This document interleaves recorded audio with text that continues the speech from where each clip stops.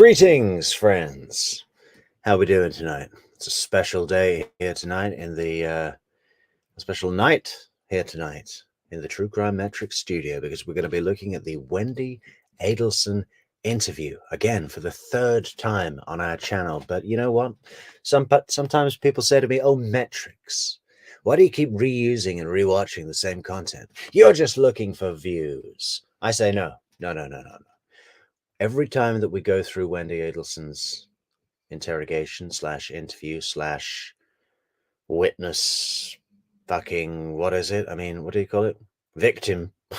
I'm a victim. I need an advocate, and I would like to be in the big comfy room, not this white sterile room. Can we get a Pooh Bear in here? A giant Pooh Bear, as big as a man. Yeah, every time we go through this interrogation, whatever, we notice little different things, and we try to always approach it from a slightly different angle. So today's angle, guys, what we will be approaching it with is, I've forgotten. What are the notions? You see, this is why we need notes. Yeah, the notions are I've completely forgotten. Okay, give me a second.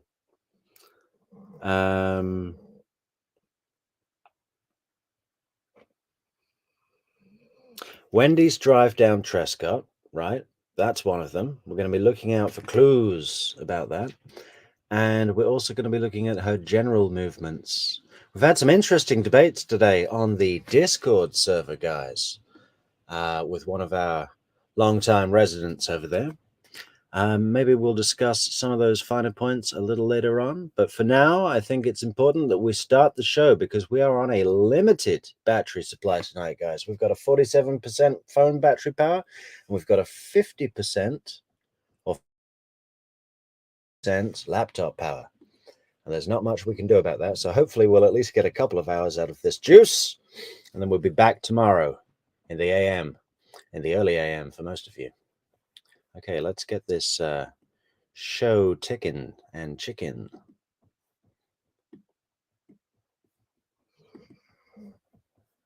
Okay, we need to put that over here. Just like that. How's everyone doing in the chat? Great to see you guys. Remember to leave a like on the video on your way in, huh? Let's get those rolling in early, folks. You know you're going to be here for multiple hours. Come on. I just listened to them. I'm sorry. What did you hear? Who was your voicemail? It's from Lisa Carey, who is my real estate agent, or who I had gone with to find a house. So just in case anybody doesn't know, how is Wendi in this room? Well, generalize some over here. Located Wendi at the Mosaic restaurant where she was having a lunch date with, was it two other professional women? And he located her unbeknownst to Wendi. I mean, there was still some speculation. I've heard a recent thing lately that Generalized tracked her phone, went to that location, saw her car parked outside Mosaic, and went into the restaurant. That seems like a little lucky to me. I've always thought it was a simple case of he phoned her work, spoke to her secretary, said, "Where is your boss?" And she looked at the calendar and said, "Well, she's got a lunch appointment in Mosaic restaurant at 1 o'clock or 12 o'clock or whatever it was." Seems a lot more likely to me. But Wendi was brought in, and General Isom didn't say anything to her. Didn't say, "Hey, your husband's been shot and we need to talk to you." He said, "You need to come with us. Here's my badge. Get in the car." And he didn't say anything or tell her anything, details, anything like that until they got into this room. And now Wendy's first thing that she says to him is, "I just got a call from Lisa Carey, my real estate agent." Just said she was driving around town and she heard there was a shooting on Trescott. Yeah, that's what this is about. I'm sorry you had to hear it that way. I'm sorry. I didn't know if I should. It's all right. Yeah, no concern for those boys, huh? The boys are with Dan. There was a shooting on Trescott. Are there any mothers in the audience? I'm guessing yes.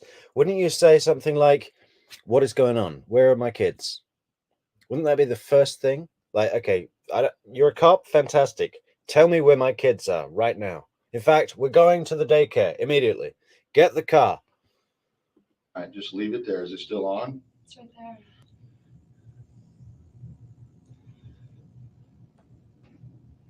Hey, it's Lisa Carey. It is Friday, and I feel like an idiot doing this, but I just heard that there was a shooting over on Trescott, and I promise I'm not trying to be dramatic or even nosy. I don't know, just checking on you, my friend. I hope all is well. I hope your sweet boys are well, and if there's anything you need, let me know. It just ran a chill down my spine when I heard that there was It did just run a chill down her spine, didn't it? It ran a chill down all of our spines. In fact, if there was a spine in Tallahassee, and I think we could say there would be, and it would be called Thomasville Road, it's almost like a chill ran down the entire spine of Tallahassee. And notice that the real estate agent, someone who knows Wendi on a very semi-personal professional basis, how much time do you spend with your real estate agent? Not much. Semi-personal professional basis, she's thinking about the kids. I hope your sweet boys are okay.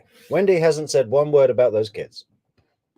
something going on Trescott. All right, 212-3083. Hope all is well, and I will talk to you soon. Bye. That's all right. You can stop it. Or does it stop automatically? It's done. Okay. Do you have your identification with you? A bit like when friend Jane comes in later, she says, my first thought was that Danny had assaulted you. And I've heard some people say that the real estate agent that we just heard made the same assumption. But that's not what I picked up from the call. Not at all. I think if it was the case, she would have said something along the lines of, are you okay? Has Danny hit you? Has he, what's going on? There's a shooting? Let me know you're okay. Has Danny lost his mind and killed you or what?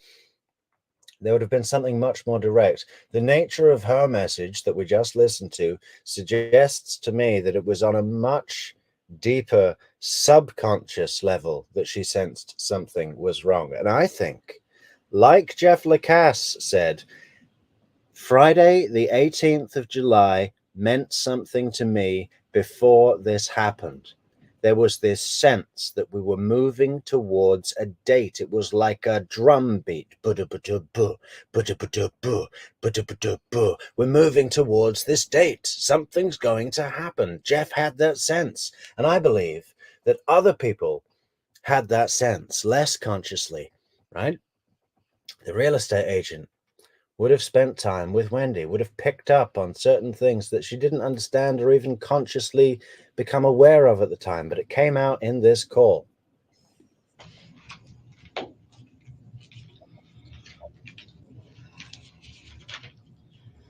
So you never took the last name of Markle?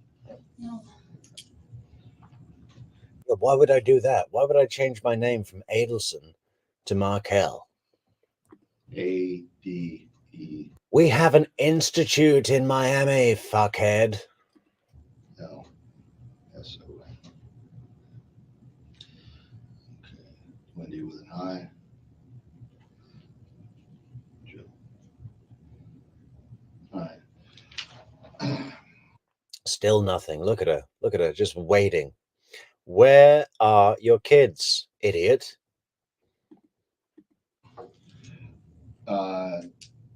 There was a shooting at your home or your ex-husband's home at 2116 Trescott.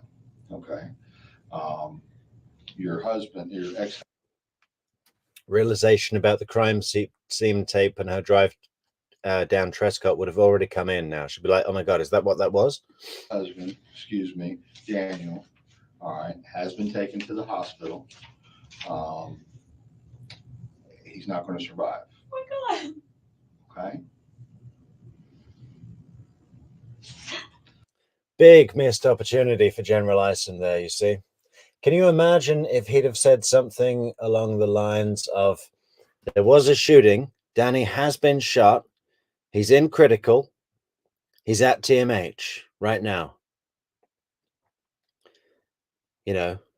Much less, would create more, obviously would create more doubt around whether or not he was conscious or able to identify a suspect. It would have been a completely different interview if he'd have left that a little bit open, right? Why did he have to say there was a shooting, Daniel was shot, he's not going to survive? What help was that? Oh, this is the other thing we're going to be looking at with context, guys, is I've become really sick of people saying in the comments and everywhere else that, well, maybe General Isom did suspect Wendi, and he thought the best thing to do was to keep her talking and not let her know that she was under suspicion, because then she would have lawyered up. Well, she did lawyer up the moment she left the fucking interview room, right? Never heard from her again. And if he wanted to keep her there, he could have kept her there a lot longer, easily. And he could have put some pressure on her. I mean, I am so over that as an argument, it's not even funny. So we're going to be keeping an eye out for all the signs, if there are any, which there aren't, that General Isom maintained suspicion. Because as far as I'm concerned, his suspicion, if it ever existed, was over in 3 minutes.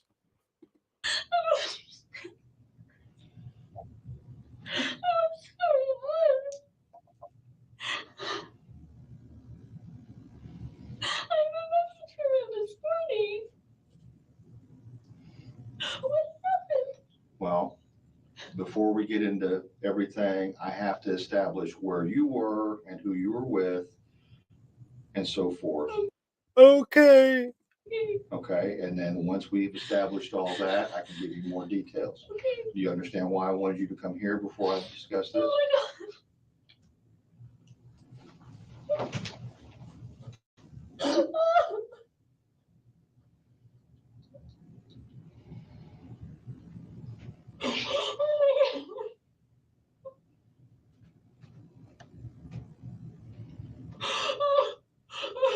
Yeah, Neverly Darling says, why is she even crying? Is crying mandatory in a case of such news for your late ex-husband? It's not. Her fake crying is unnecessary. Absolutely. Did we see Tamara Demko cry? No. We saw her very upset and convincingly, but in a much more of a somber, deep solace, not solace, what is the word? Just withdrawn kind of thing. Much more realistic. This bullshit here, oh God, it's so badly acted as well, right? I mean, I am amazed that General Isom didn't just cuff her right then. I'm sorry. It's okay. No, you have nothing to be sorry about.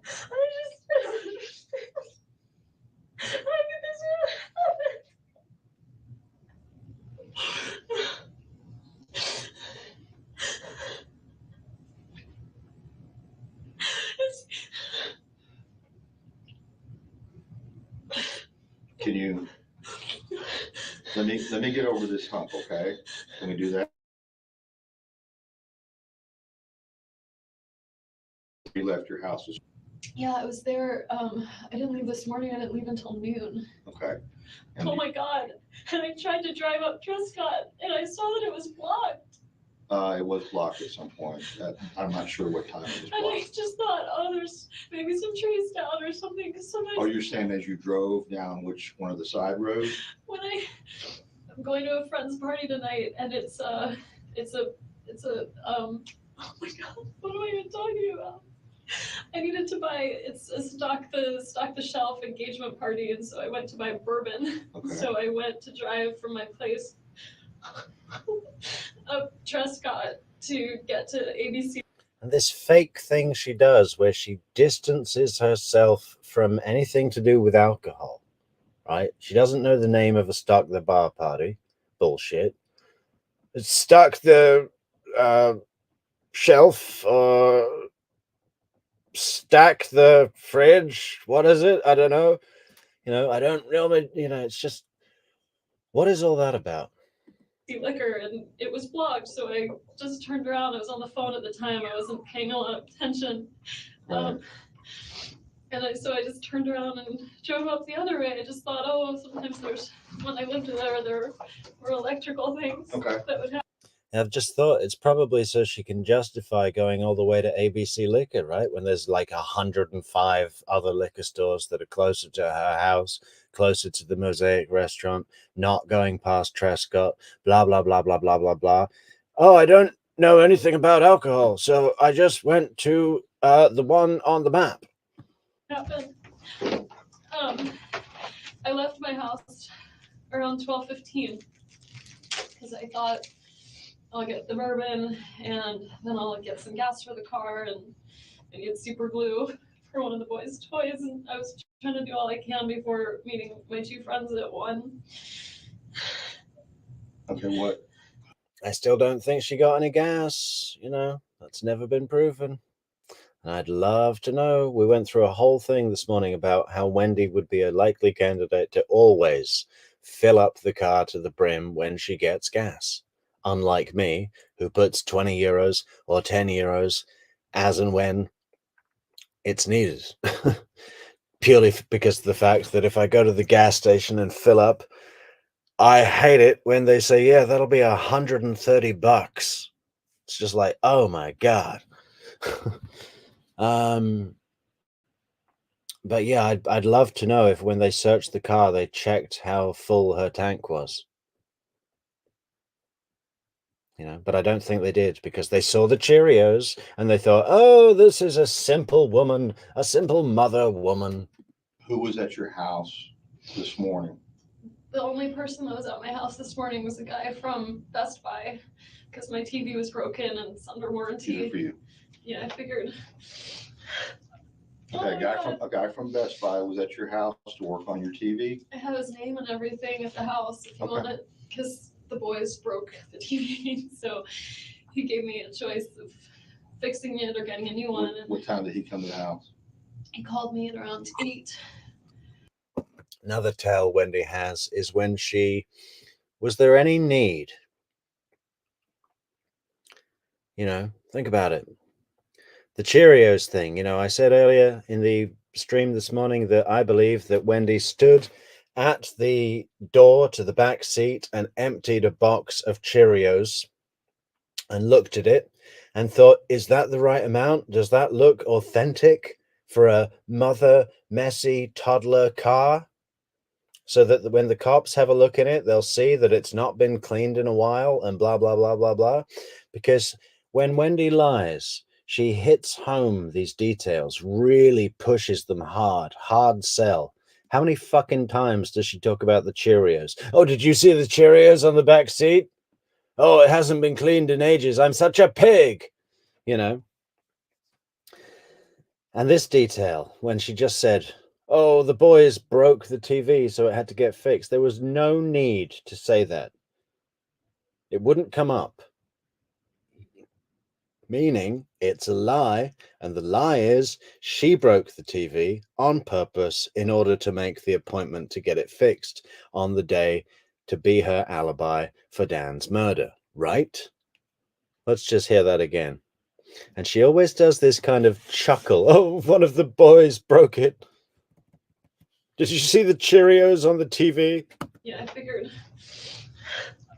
Okay, a guy from Best Buy was at your house to work on your TV. I have his name and everything at the house if you want it, because the boys broke the TV, so he gave me a choice of fixing it or getting a new one. What time did he come to the house? Am I overthinking it? I don't think so. I think that's her tell. When she offers up useless information not out of context, but there's no need. There was a guy there to fix the TV. Done. Who broke the TV? Not needed. Unless you're trying to really hit home that it wasn't you, right? He called me at around 8. He was probably there until around 10. Okay. Okay. And then and then after he left, I kept working on a paper, and I emailed the paper to a librarian at school to work on some of the citations. Okay. Yeah, he left pretty early, so I had to continue to build up a full digital record of my activity from the house. Check with the librarian. And I don't think I talked to anyone else, but I was just working for an hour or so from the house. I was going to take a shower, but I didn't. I ran out of time. I did laundry. And then I left the house around noon. To go to the liquor store and the stuff for the party. Yeah. Okay. Yeah, I, Wendi Adelson, went to a restaurant to have lunch with professional friends, completely unshowered and dressed like I'm in what? It's a spring clean every surface in the house day. Yeah? Really? Okay, you went down which road you said? I went down Trescott. Okay. I saw a police car there, and I just thought it was blocked, so I just turned around and drove to. I went down the rest of Centerville, went up Benton, took Benton across, went to ABC Liquors, bought the bourbon. I'm a little confused. You're up on Centerville Road. What's your purpose of driving down Trescott? It's usually the shortcut to get to Monroe. To get to Monroe? I usually take it as a cut through to get to Thomasville or Monroe. Okay, all right. So I don't know why I said Monroe. I was thinking. Yeah, I don't know why you said Monroe either, but a lot of people get very confused in the chat and the comments and everywhere else online and go, the hitman stayed on Monroe and she said Monroe. So maybe she knew the hitman was staying on Monroe. I don't think so. What good would that do? What possible reason would she need to know that? What possible reason would anyone other than the hitman need to know? I think they got a hotel. Listen, Monroe, you want to have a look at Monroe? Monroe is a long, long road. Okay? It's just like Thomasville, but it goes northwest instead of northeast. Let's see if we can pull that up, guys.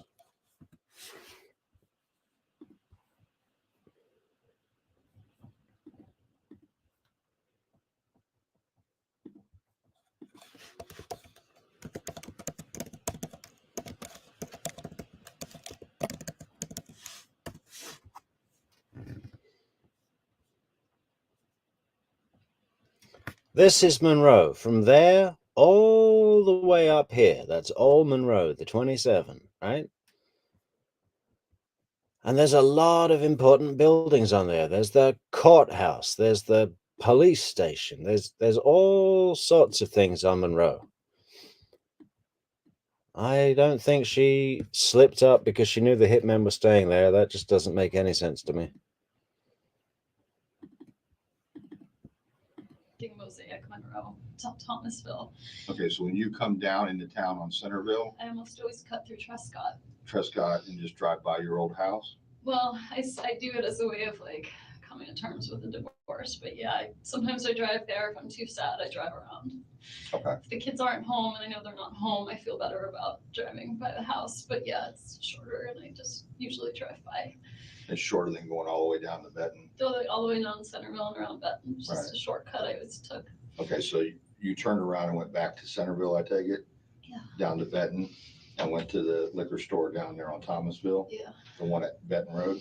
ABC Liquors, it's at, Benton. Mm-hmm. Okay. All right. Did you make a purchase there? Yeah. And that was sometime after 12? Probably 12:30. Okay. All right. And I talked to a guy there because I don't really buy much alcohol. And so they wanted bourbon. And I asked the guy, we had a whole conversation about bourbon and my eyes. Like, your eyes? He just said, your eyes are really blue. Right. And you have contacts? I do. Okay. But I just remembered it. Right. So I bought the bourbon and got some gas on Thomasville and met my friends at Mosaic. Which gas station did you go to on Thomasville? The one that's, I always forget the name, but the one that's close to the cross street. It's right next to the Goodwill. Okay. If you're heading north on Thomasville. If you're heading north on Thomasville, it's on your right. Okay. Just past the Goodwill Just place? past the Goodwill. It's close to the intersection there. Okay. All right. And then from that point, you went straight to the Went to Mosaic restaurant? and met friends there. I used to have kind of a steady Friday meeting, and I hadn't seen my two friends in a while. And so we had made plans to meet up. What time did you get to Mosaic? About 1. I was a little late. We were supposed to meet at 1, and I got there a few minutes after. Okay. All right. I know it's cold in here. Okay. I think that's not why. Okay. I know it's part of it, but do you know anybody that would have a beef against your ex-husband?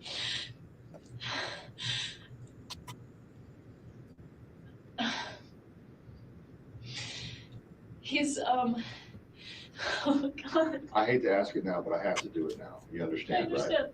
I understand.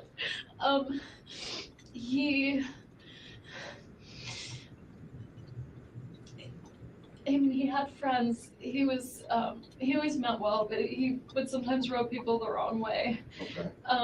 But not anyone who would do something like this. Anybody that he owes money to? No, he owes money to me.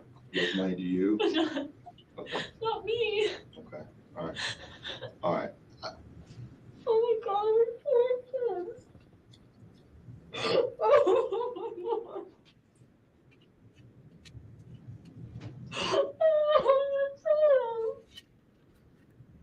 Oh, the audio's gone out of sync. You know, Mentor Lawyer used to have a better version of this video that was a little bit more zoomed out, but I don't know if he's deleted it or if he's made it a members only video or what.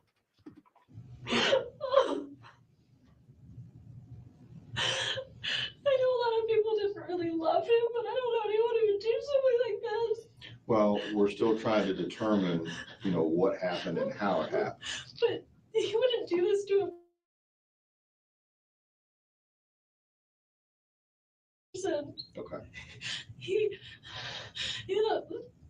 No one that you know of or that he's spoken to recently that he's had some type of problem with or that he was concerned about? Carrie, when we all go to Tallahassee for Wendy's trial, we will be marching down Monroe. Ensemble, en masse. With a big banner that says True Crime Metrix demands justice. No one that he was concerned about. I mean, we've been separated for 2 years, so I don't know, Right. If he had something going on, I wouldn't know about it. We'll have to have someone in a gorilla costume, Zazu. But I mean, I had lost my voice earlier this week, and so we had put off this conversation about our son's school and where he was going to go, and he I can't. I know a lot of people didn't love him, but not anyone who would hate him. Okay. He meant well. Everyone that knew him knows that he means well, but he can be a little argumentative. Right. But not he didn't owe anyone money. He didn't do anything except work and take care of his kids. He wasn't involved in anything bad. I can't believe this is happening. I know. And he was a professor at the law school, is that correct? Yeah. Okay. And your divorce has been 2 years, or the total separation, I'm assuming? Total separation's been 2 years. Our divorce was finalized. See, Isom has completely abandoned questioning, completely abandoned confrontations, and is now information gathering and being a friendly uncle. I mean, he's just too nice for this role with this woman. He's probably very good with other suspects. I like the guy. I think he's a really good guy. And I have seen other examples where he shows merit. But in this, I think he blew it. Last summer, around this time, Okay. he wouldn't do this to himself. He has a girlfriend now. Do you know his girlfriend?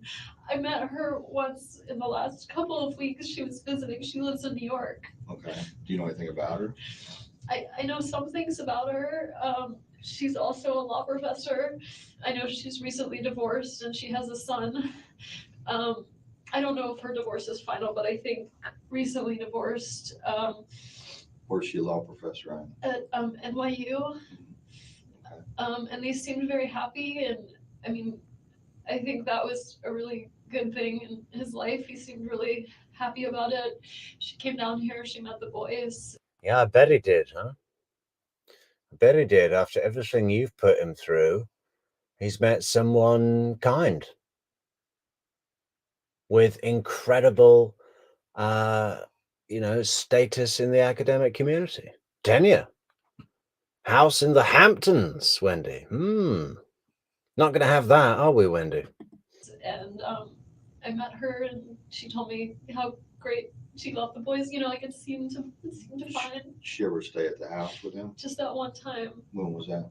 I remember because I just got back from being with my family in South Florida.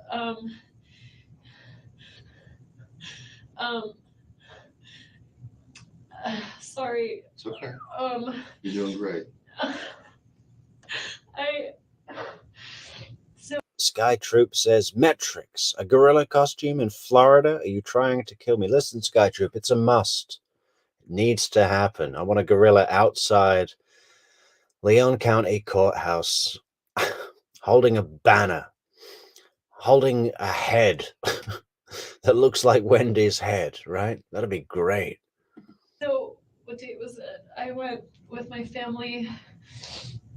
It was my dad's 70th birthday, and we went home for it. So, his birthday. Telling me that wouldn't be on the news? That'd be fantastic. We can make that happen. It was the 5th. I left Monday the 30th, so she must have come into town Saturday, the evening of the 28th. What month? June. This past June. Just now. So June 28th, and then she was there with the boys the 29th, and then I met her on the morning of the 30th when I picked up the kids to take them to South Florida. Do you know when she left? I could probably find it like in my email and stuff. I think she was here for like one more day, and then Danny went up to New York because I was with the kids in Miami for a good long while. I was there. I drove back July 10th, so I was there almost 2 weeks. And so I think he went up the next day. Okay. Do you know her name? I do. It's Amy Adler. Oh my gosh, she's A-D? Adler. And she's a professor of law at NYU?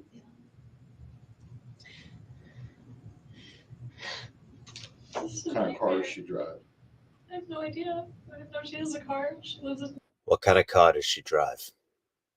When was the last time you were in her car? Tell me everything you know about the car. We're going to find this car. Every opportunity, Isom just loves to talk cars, right? New York City. Well, so I mean, she was driving down. I mean, she flew down here, I'm assuming. Yeah. Okay. Do you have her phone number? I don't. Okay. I don't know how long they were dating even. It seemed kind of serious if she met the kids, but I don't really know. He's been going up to New York for like conferences and stuff since Lincoln was about a few months old. So he's been going up there 3.5 years. So I my guess was that they might have known each other for a long time, but have been dating. I don't know how long. Well, let me ask you something. Does his relationship with her have anything to do with your all's divorce? No. No, it had nothing to do with No. an extramarital affair or anything? No. Yeah, definitely not. Oh, but the only thing I'm thinking is Amy. I don't know what Amy's full divorce situation is like. So if you're gonna think of someone who's not thrilled with Danny I don't know how happy her husband or ex-husband is with the situation. Ooh, suggestion one, ladies and gentlemen. If you're trying to look for someone who's not too thrilled with Danny, I don't know how her ex is about the situation. It could be him. I like the idea of Amy Adler's ex-husband and Jeff Lacasse.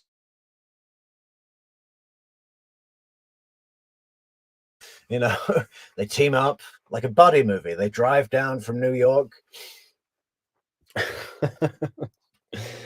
You know, we laugh and joke, but that kind of ridiculous made-for-TV movie theory, script writing theory is as bad as what some people are coming out with in the chat. What is this whole thing about Wendi doing a money drop? Okay? Get real. I'd love someone to come and debate me on that directly, live on the show. If you've got a point to make, come and bring it to this show and tell me why you think that Wendi left a money drop for Sigfredo to pick up and left it near Dan Markel's house. Please, if that's your opinion, come on the show. Let's have a kind, constructive conversation about why you think that. And I would just love to debate it with you. It's, I just don't know what to say. That's as crazy to me as Jeff teaming up with Amy Adler's ex-husband and driving down together from New York to execute Professor Markel. It's ridiculous. You know? You know anything about him? What do you think about him? So you know Amy Adler, she's a professor at NYU. She was down here from the end of June through the first part of July. I think just a few days. Right. Yeah. As visiting, but he'd been seeing her when he goes to New York on these conference trips. Well, he's in New York in the summertime. We have a week on, week off schedule with the boys. So whenever I have them for a week, he goes up to New York for a week. So he's been spending a lot of time up there. Did he relate to you that he'd been seeing her up in New York, or that's where they met, or anything of that nature? He didn't tell me about it, but I feel like he was pretty vocal with like our friends and people probably since December about her being his girlfriend. So Okay. Who would be his best friend? When we were still together, he had two best friends. Neither of them are in Tallahassee. Okay. Oh my god, I'm completely blanking on their last names right now. That's okay. Matt Price, that was his best man at our wedding. And Josh Berman, who Matt is in DC and Josh is in New York. Actually, he has a friend. I don't know if they're so close. Yeah, Anne-Marie. Anne-Marie Marin says, Wendy's crafty. She wouldn't do anything that could nail her later. I had a written argument sent to me today on the Discord channel. Some of you may have seen it. That said, because when Sigfredo called Katie and said it's done, and Katie said, I know, that was proof that Wendi had directly contacted Katie, right? And said, this is confirmation that the hit's been carried out. Fucking ridiculous.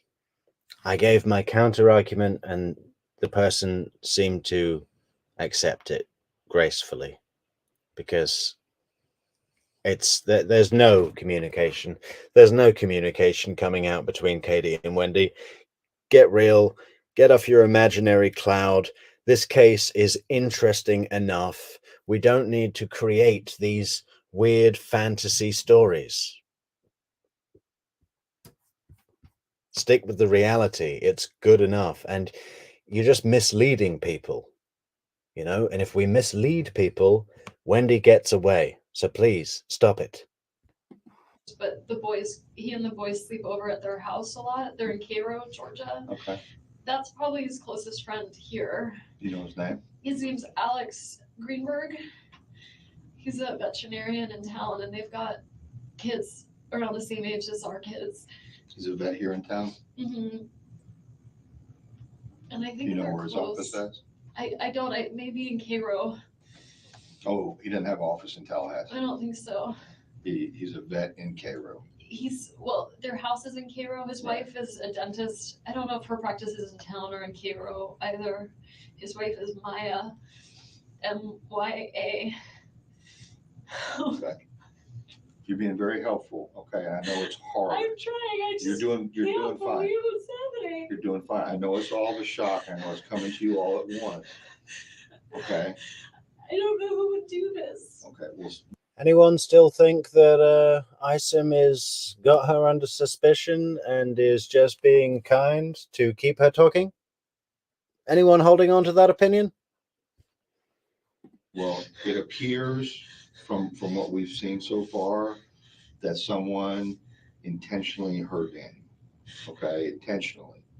Okay, I don't Do you think know who it is? no, and I don't What if think they come after the boys? I don't think that's going to be. I have no indication at this time that that's a threat. Okay, but the boys are going to stay with you. You're not going back over to Trescott. Okay. No, I don't live there anymore. I know you don't. But the boys are going to stay with you. Okay, and they'll be fine. I don't know if I can take care of them like this. All right. Where's your closest family at? My family actually just talked to my brother this morning. My parents are in Coral Springs. Okay. And my brother, I have two brothers, but I'm very close to one of them who is in Fort Lauderdale. Okay. All right. So that's where you're from originally, I take it. Yeah. Okay. All right. His family's in Canada. Did they know? Did you tell them? No, they haven't been notified Oh yet. God. His parents are gonna be devastated. This is at least a little more creative. Rabbit Incorporated says that she found it an interesting idea that she saw in another chat that the liquor store or gas purchase was a banking transaction that Donna could check online while hitmen phones were off. Okay, that's interesting, but I still don't buy it. I mean, that's really James Bond fucking, plus it would be pretty easy to see that Donna was checking the bank transaction. You're saying that, okay, if she bought gas, that meant the hit was done. If she bought liquor, it meant the hit wasn't done. That sort of thing, like a signal, right? That wasn't a direct message. Don't think it would be needed. For one, Wendi could much more easily call up her mother and say an agreed code word like, hey, I think it's going to be raining tomorrow, or hey, I think this is going to be sunny tomorrow. Less digital record of Donna checking the bank account. It's, again, these theories are interesting, right? But the truth is just as interesting. And I think this case has got so much attention. This is too elaborate. You're going to have a code word, a signal based on a purchase at either a gas station or a liquor store that Donna's going to be logging into the account to see what the signal was. It's just too elaborate. It's not needed. It's fun to think about that. And in a James Bond movie, it'd be like, oh, that's so clever. That's so gripping. But it's not needed, right? It's very creative, though. I like the person's thinking, whoever came up with that, but it's fiction.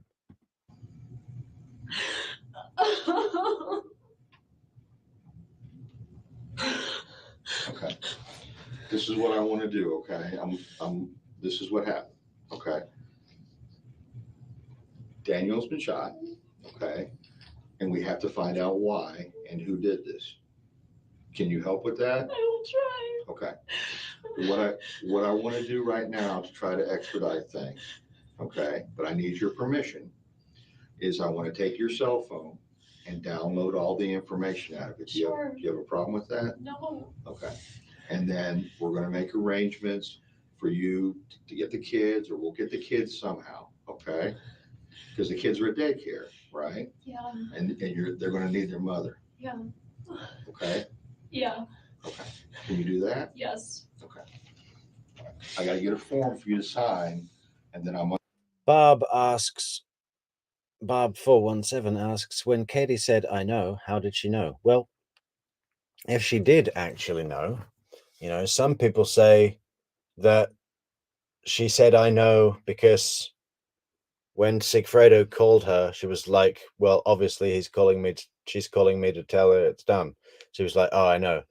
Well, I don't think that's the case. I think she did know. I think she did have confirmation, but it would have gone from Wendi to Donna to Charlie to Katie, right? Katie was probably sat with Charlie at the time. Actually, I don't think that is true, is it? She was somewhere else and came round later that day, apparently. But there's no direct communication between Wendi and Katie. I can guarantee you that. It goes from either Wendi, Charlie, Katie, or Wendi, Donna, Charlie, Katie. That's it. End. I'll get the phones. What I mean, the true answers are really simple. Remember Occam's Razor? Georgia Kappelman's opening? Have you ever heard the theory that the simplest explanation is usually the correct explanation? We can apply that to this case. And as much as Daniel Rashbaum wants to discredit that and say, Occam's Razor is a guess. We don't guess in this country, Tallahassee. Okay? That's not what our system is built on, Tallahassee. It is true. I mean, that's the point. That's why it's been a theory for 1,500 years or whatever.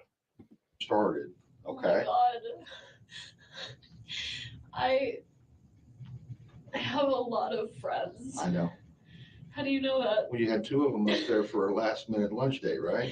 Last minute. Well, I mean, you went up there, you're sitting with them. You have friends. I do. What I meant by it is that Danny didn't treat me very well.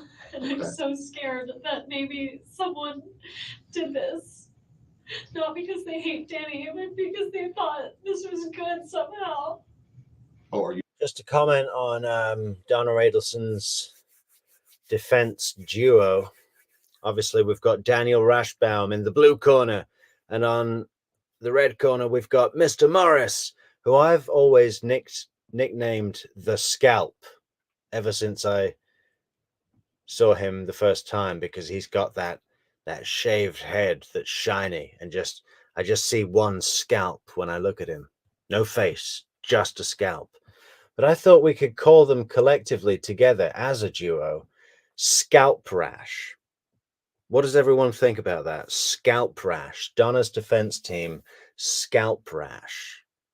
Does it work? I think it's catchy. I think that could be in a newspaper somewhere.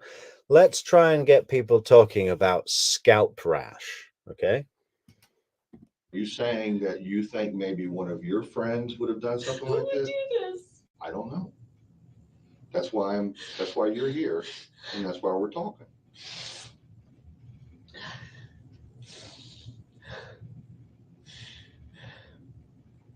Would you ever ask someone to do something like this? Not in a million years. Okay. Do you think someone would do this for your benefit without asking you? No. What good does it serve? I made my brother, his name is Charlie, the one I'm really close to. He makes a lot of jokes in bad taste, and it was a joke he made. He bought the TV for me this morning that got broken, and Ooh, Wendi, could you be wanting to throw your brother under the bus? You know? Could you maybe be having your own separate plan aside from your family's plan to eliminate Professor Markel? Maybe you have a side plan, Wendy's side plan for your brother to face charges, for your mother to face charges. Is that what's going on here, Wendi? I was talking to him about whether it made sense to pay to fix it or whether I should get a new one, and it was always his joke that like he knew Danny treated me badly, and it was always this joke. He said, I looked into hiring a hitman, and it was cheaper to get you this TV, so instead I got you this TV. I mean, he would never. You know, I've heard other people say, "Oh, she only said that to appear up front, to get ahead of it, because she knew it would probably come out through blah blah blah blah blah, whatever, the investigation, and if she got ahead of it, she'd look up front with her information." But she could have easily skirted over that. It wouldn't have any damaging value for her not to mention that.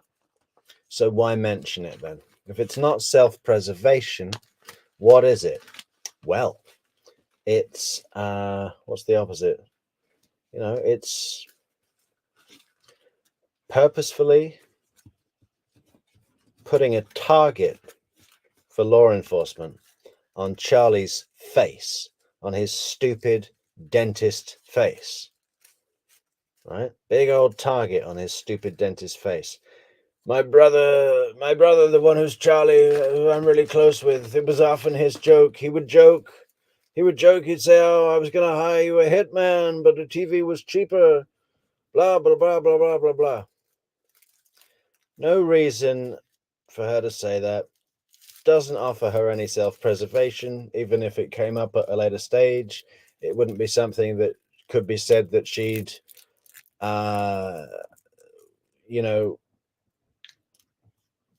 kept away from the cops in this situation. Easily skirted over. And she answered it in the context of, would anyone do this for you on your behalf because they think it would help you or whatever? Shall we watch it again? This is point one. This is point one that shows Wendy's real plan, her sub plan, to get Charlie and Donna locked up for life, which was always her plan. And I was Do you ever ask someone to do something like this? not in a million Right. years. Would you ever ask someone to do something like this? Not in a million years. Okay. Do you think someone would do this for your benefit without asking you? Do you think someone would do this for your benefit without asking you? No. No. What good does it serve? What good does it serve? Same question, though. What was it? Do you think someone would do this for your benefit without asking you? I mean, my brother, the one, his name is Charlie, the one. Remember the question, guys. Do you think somebody would do this for your benefit without asking you? I'm really close to. He makes a lot of jokes in bad taste, and it was a joke he made. He bought the TV for me this morning that got broken, and I was talking to him about whether it made sense to pay to fix it or whether I should get a new one, and it was always his joke that like he knew Danny treated me badly, and it was always this joke. He said, I looked into hiring a hitman, and it was cheaper to get you this TV, so instead I got you this TV. I mean, he would never. Right, you've got the context of her bringing that up in response to Isom's question, right? Number one. Number two is Wendi is a fucking highly trained lawyer, okay, that knows about criminal justice, that knows about investigations. She knows her saying that at this moment is as suspicious as someone saying bomb on an airplane, right? Anything in the bag, sir? Oh, no, nothing, except for the bomb. Okay, well, guess what? You say that in an airport, your fucking luggage is getting searched, you're not going on the plane, and you're going in jail, you know? She knows saying that in this context, Isom's not going to go, oh, well, that was just a funny joke, though. So that's really weird because it was a hitman. And oh, isn't that weird? Isom's not going to be doing that. They are now going to be looking into Charlie, and she knows that. She knows that. He's my big brother, and he's been taking care of me since I was little, but he would never. And I told that to the repair guy this morning. Right. That's okay. I said, he asked me how much it cost, and I said I didn't know because it was a gift, because my brother said it was cheaper than a hitman. It was my divorce present. Okay. Such a horrible thing to say. I'm so sorry. That's okay. But even my family, who felt like I had been mistreated, would never do something like this. Never. Well, it's been, you guys have been divorced for over a year. Has there been any type of abuse in that time? Of him towards me? Yeah. No. That was interesting wording as well, right? Now, I wish we had Mrs. D in tonight, our resident linguistics expert. What did she just say? She said, even my family who felt like I had been mistreated. Right? What is being expressed there? Not the mistreatment, the feeling of the mistreatment, the feeling of by her family of the mistreatment. There's nothing in that statement that says the mistreatment was real. The thing that is being declared is their feeling, right? Let me put it another way. Even my family who knew how badly I'd been mistreated, different statement, right? There, the subject is the mistreatment. Wendy's statement is very different. Well, it's been, you guys have been. My family. But even my family, who felt like I had been mistreated, would never do something like this. You see what I mean? That just doesn't fit right, man. That just doesn't fit right. Even my family who felt like I had been mistreated, as opposed to even my family who knew how badly I'd been mistreated. Very different things, guys. It's never. Well, it's been, you guys have been divorced for over a year. Has there been any type of abuse in that time? Of him towards me? Yeah. No. It's he's litigious, and we have an ongoing case because the house, it shouldn't be, I don't know, it shouldn't be in my name anymore, but when we settled the case of our divorce, he said, one of the agreements the court said was, Danny wanted to stay in the house. They said, you can have the house, but you need to pay her half of the amount of what the house is worth. And he agreed to it, and then months passed and he just never paid me. Okay. And so we have ongoing litigation where I filed a motion in the court to have him pay me what he said he would, and he filed a counter motion for sanctions against my attorney because he thought that she did something wrong, which she didn't. But so, I mean, she withdrew from the case, was going to serve as a witness. I mean, she's not going to lash out at him. Yeah, right, Carrie. He's litigious. He's a crazy, litigious nightmare. Harvard lawyer. You know, Wendy, you had 3 lawyers working on your case at, what was it? $600 an hour each, or $300 an hour each? Either one. A lot of money. You know, doing all your motions. I want the tennis racket and the bicycle. For it, she's using the legal process to do it. You know, my parents are, very angry towards him. But even when they're he's abusing the legal process, right? But then later, was it at trial or something? She says, we both respect the legal process and we were just working it through. We just needed to work it through.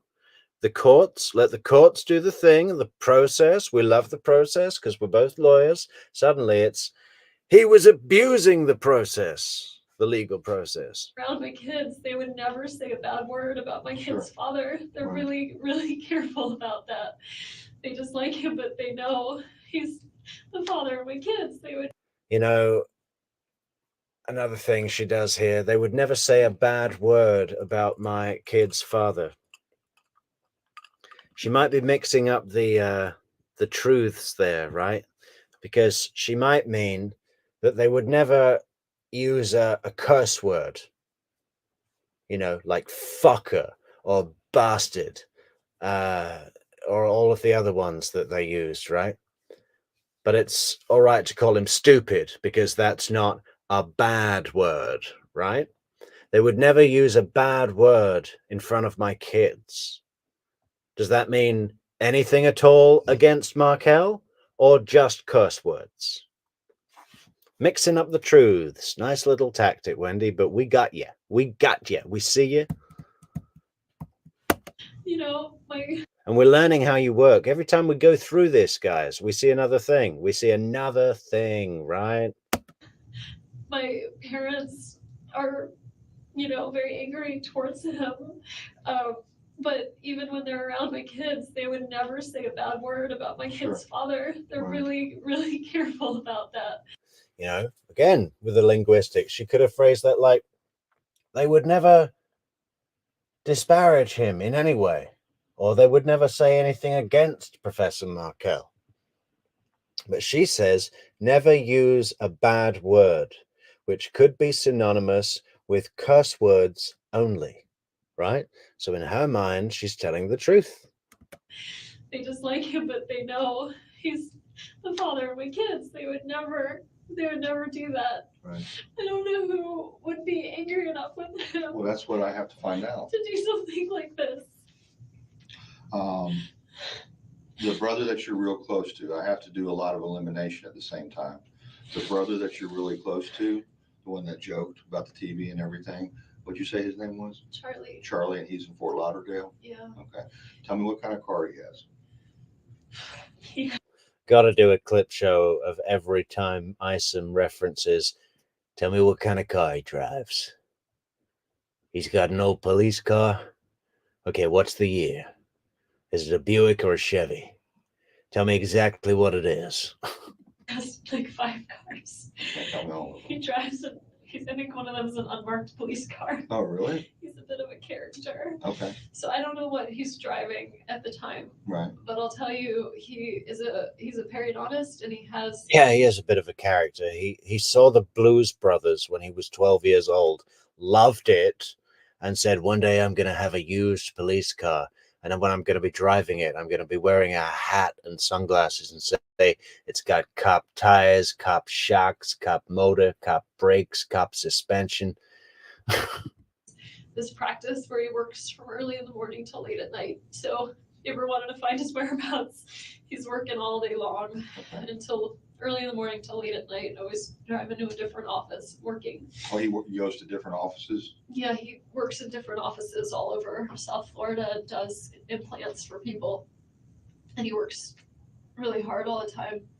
He has a girlfriend, so he's pretty much accounted for all the Charlie, is that his first name? Charlie's his first name. Carrie, you just know General Isom wants to ask all those questions, right? 0 to 60 in how many seconds? Has he got an independent rear suspension? Okay. And on his police car, is the correct ignition timing set at exactly 3 degrees above top dead center? Not Charles? I think Charles is his legal name. No one calls him that. What's his last name? Adelson. What's his middle? J-A-Y. Same spelling, Adelson. Yeah. Okay. Oh my god. What? What? Oh my gosh. I What? can't believe this is happening. Okay, all right. Let me go get the form for the phone. Do I need to be read my Miranda rights or something if you're gonna look at my phone? I can read you Miranda if you want to hear I don't that. know. Checking if she's a suspect, right? Do I need to be read my Miranda rights, or are you treating me as a victim who wouldn't need her Miranda read to her? I'm just trying to make sure I'm being I have no protected. reason, I have no reason at this point to suspect you in this incident, okay? I couldn't tell from the way you were talking to me in the car if I was a suspect. Well, no, the reason was I didn't want to get into everything until we got up here. Is he Okay. still in the hospital? He's at the hospital, yes. Yes, And he's alone. yes. And nobody Maybe we should just go over that bit while we're here. You know, this is a bit that gets talked about a lot in the community. I couldn't tell on the way here in the car whether you thought I was a suspect. Well, at that point, she hadn't been told what was going on. So, a suspect to what, right? Let's just see if there's anything we can pick up on. I have no reason at this point to suspect you in this incident, okay? I couldn't tell from the way you were talking to me in the car if I was a suspect. Well, no, the reason was I didn't want to get into everything until we got up here.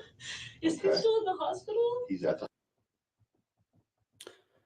Well, so I was just trying to check if there was something in her statement that would suggest that it was only after she was told in this room that she began to think back to the journey in the car and think, was there anything in his voice that could have told me I was a suspect? But she seems to be referring to her having that debate in her mind while she was in the car, right?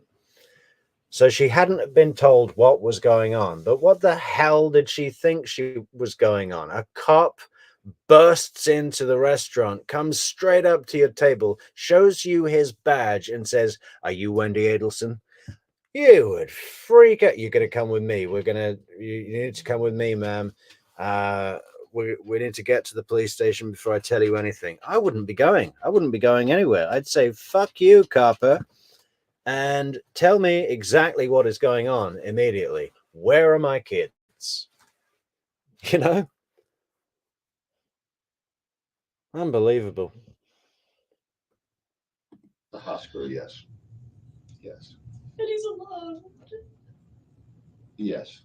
And nobody knows he's there. Well, you know now, and while I'm going to get this phone taken care of, I'm gonna have a victim advocate come in here, and hopefully you can supply her with his parents. Oh my God. I'm assuming his parents would be his next of kin. He's a sister he's really close with. Where is she? They're all in Canada. He's Canadian. Okay. All right, they live in Canada. They all live in Canada. Okay. His family's all in Canada. Okay. They're gonna think I did it. No, now, just don't jump to conclusions on that. Oh my God, I can't believe this is happening. All right, let me go get the form for the phone, okay? They're gonna think I did it. And General Lyson's like, oh, now, let's not jump to conclusions on that. Why wouldn't he just say, what makes you say that? Is someone in the comments going to tell me he didn't say, what makes you say that, because he didn't want to scare her into lawyering up and stopping the interview? You know, there is a gentle way to do confrontation, and that was a perfect opportunity. And General Lyson missed it because he believes her innocent, even when she says something like that.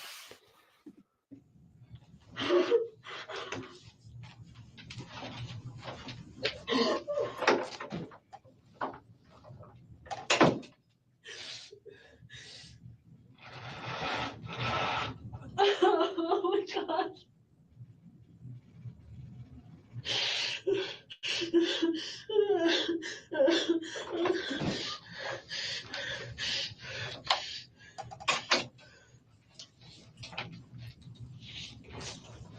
It's a shame this video is so out of sync. What is going on with that? I don't remember it being this out of sync before. Sorry, you okay? Yeah. No. I meant to, like, That's fine. Our last interaction wasn't nice. Oh, you're talking about personal. Yeah, I'm just looking here. I didn't want him to take the boys this afternoon. I had wanted to have them. And I talked over with my brother and realized, if their dad wants to take them swimming, it's not worth getting upset over.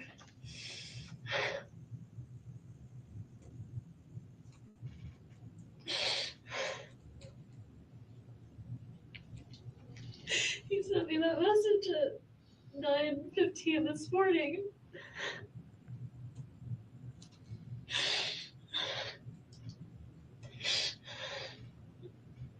You were telling me before, when we were riding up here, that the agreement was that you're all going to have some type of phone call at 11:15 this morning. Is that correct? Well, not exactly, just that we needed to have the talk at some point before, we have to decide before Monday of what to do about his school, where Ben's gonna go to school, and he said, I'm gonna be done. I thought it was 11:15, but when we listened to the message, it was 10:30.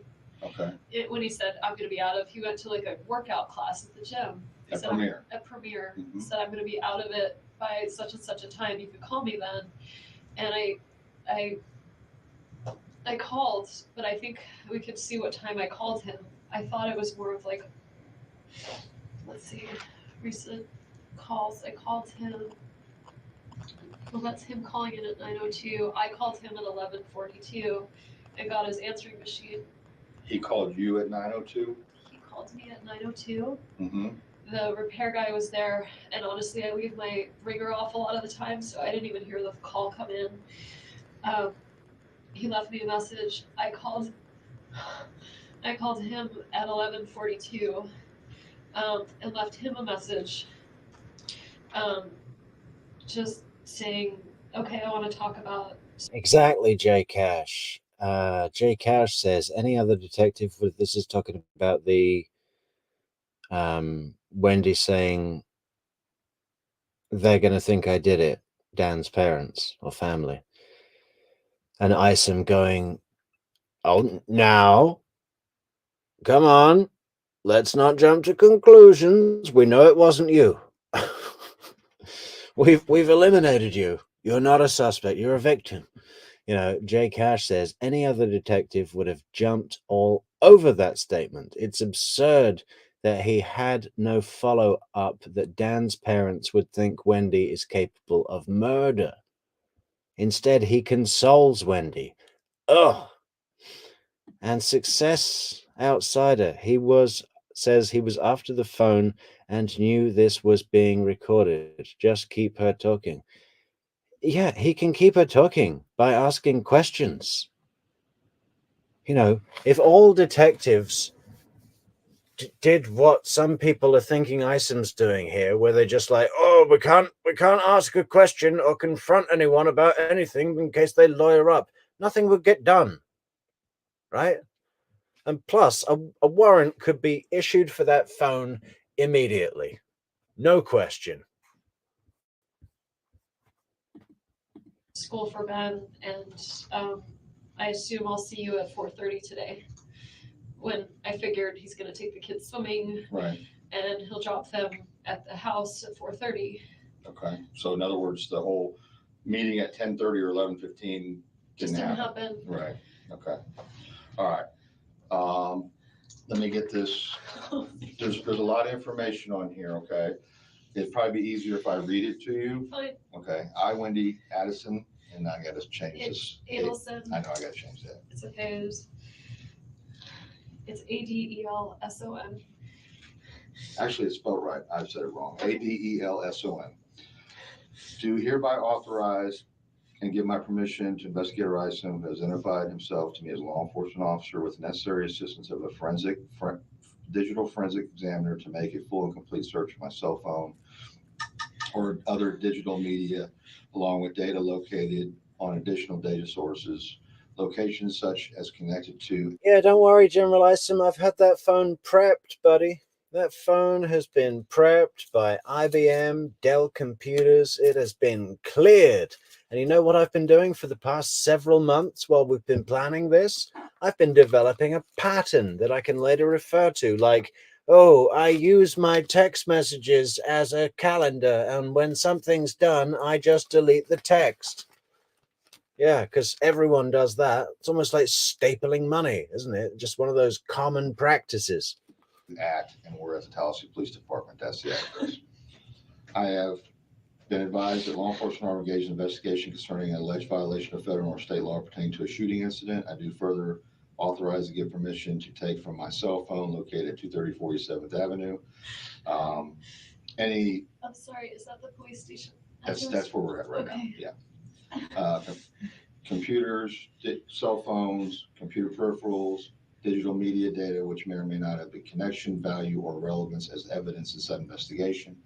The above law enforcement officer has fully and fairly advised me on rights as follows. I have the right to refuse consent of the search of my property.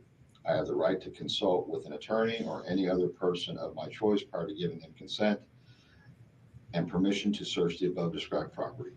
Any cellular phones, computers, computer peripherals, and digital media or data, along with any data located on these items or on additional digital storage locations such items can connect to, found by said officers in the course of their search, can be used as evidence against me or others in a court of law.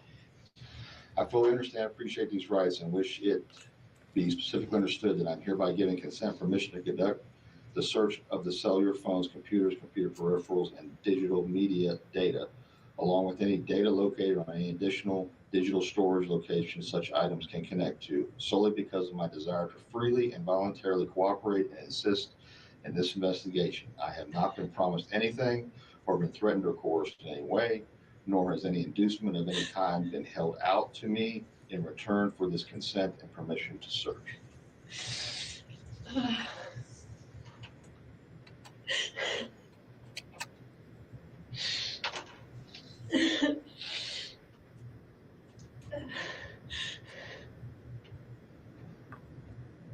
Okay, can I have your phone now? Yeah.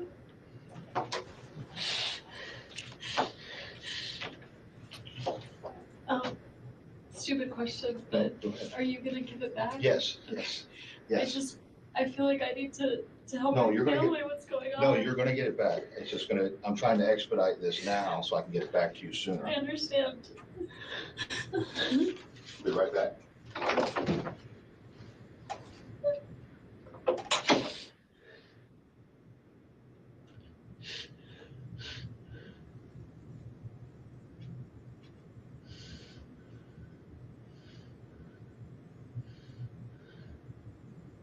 Hey, Cassie. Is it Cassie or Casey? Cassie Jacobson. Man, I can't pronounce either of your names with confidence. What are you asking, Casey or Cassie? Yeah, can I just call you KJ? KJ, what are you asking? We can help.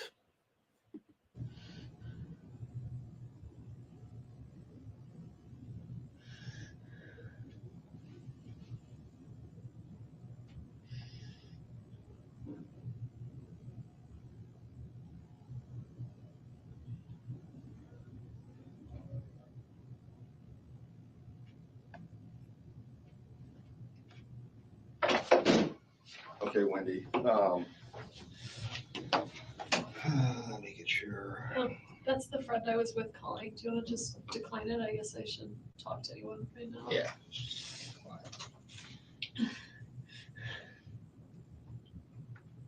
Is there someone I can talk to about what to tell my kids? Yes, we're gonna get to that. Give me your phone number on this phone again.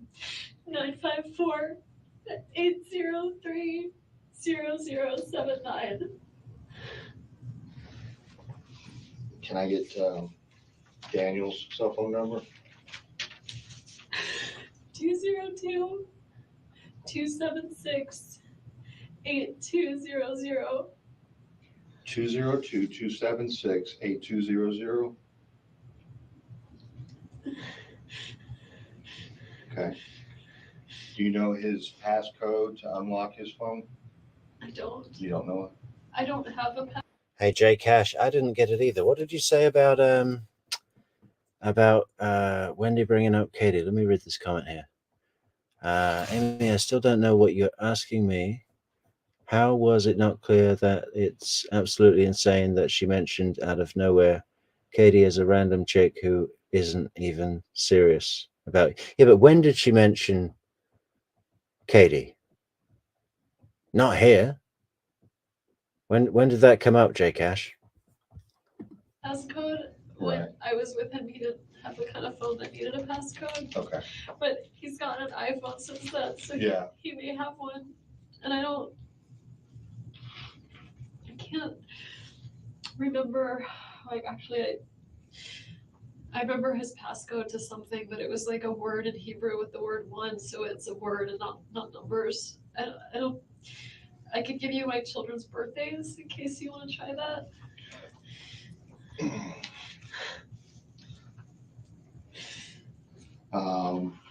I really have no idea what it would be. Okay. You're saying, J Cash, you're saying that Wendy brought up Katie when Isom asked about Charlie's car? I must have missed that, buddy. I'm tempted to go back. You know, in the 1400 times I've seen this interview, I still can't remember that happening. Well, how far is it? Man, it's a long interview. I don't know if we can go back. What are we on now? 36 minutes and 19 seconds.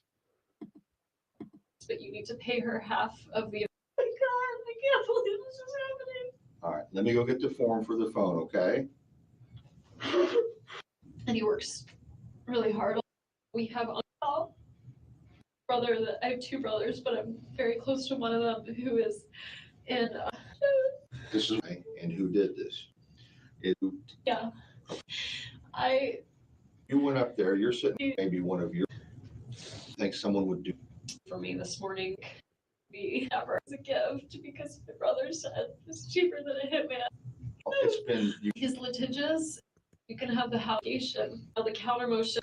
She withdrew from the case and was going to serve as a witness, so she's not. Sorry if this is annoying, guys. I just want to try and find this bit where Wendy brings up the car and apparently Katie as well. She's not gonna are full about that. They just like find out. to do something.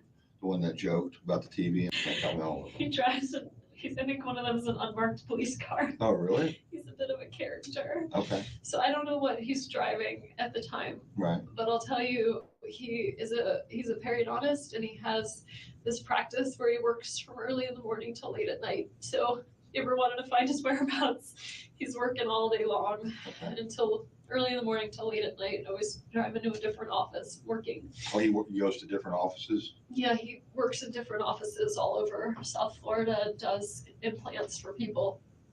And he works really hard all the time. He has a girlfriend, so he's pretty much accounted for all the Charlie, time. is that his first name? Charlie's his first name. She says he has a girlfriend he's pretty much accounted for. I mean, really hard all the time. He has a girlfriend, so he's pretty much accounted for all the Charlie, time. is that his first? I don't find that weird.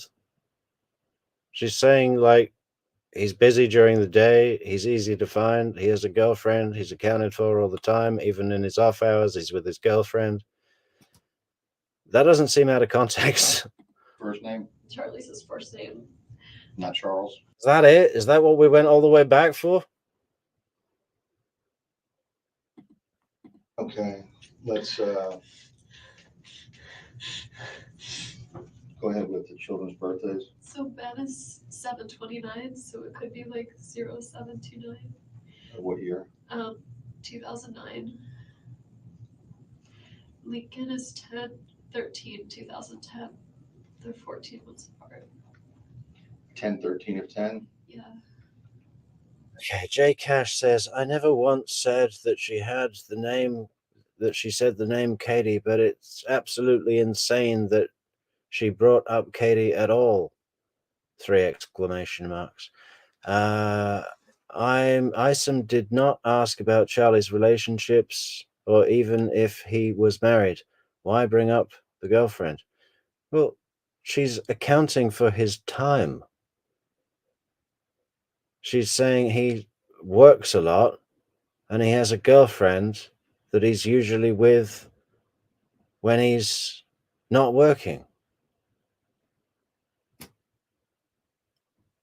Am I missing something?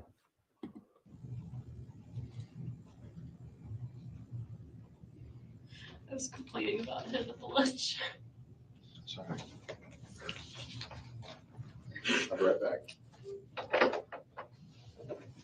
Go ahead.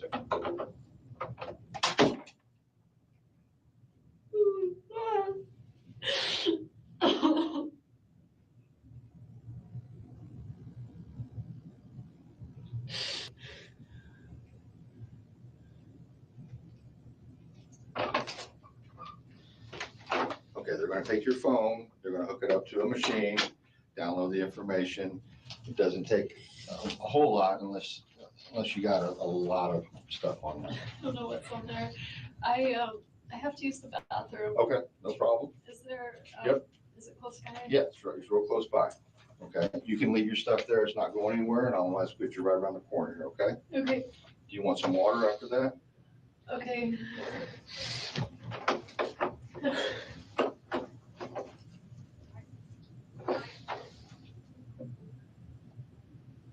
Okay, Can't leave. not yet. We got somebody here?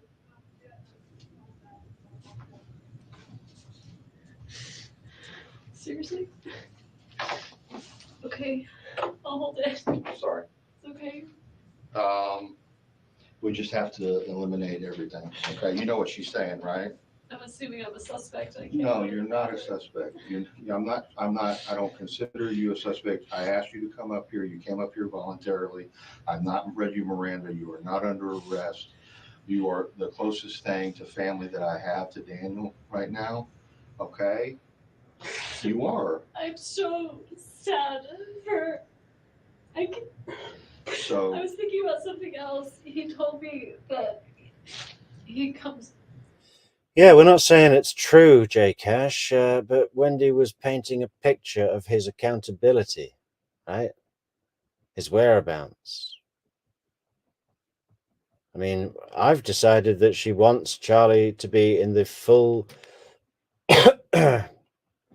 spotlight of law enforcement anyway. So I don't know. I'm kind of done with this point, but thanks for bringing it up. We have week on, week off, but on Wednesdays we do an overnight. right. And he told me that he might have some work up in New York and he might not be back in time for the Wednesday overnight. So there's no way that he did this because he had all kinds of plans like for next week that Oh, were. you're saying he would not hurt himself? No, Okay, all right. it wasn't him. Okay.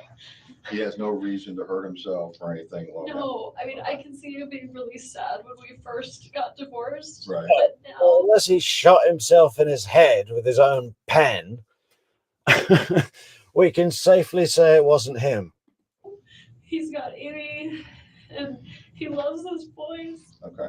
And things were really good for him. There's no way he did this to himself. I believe you.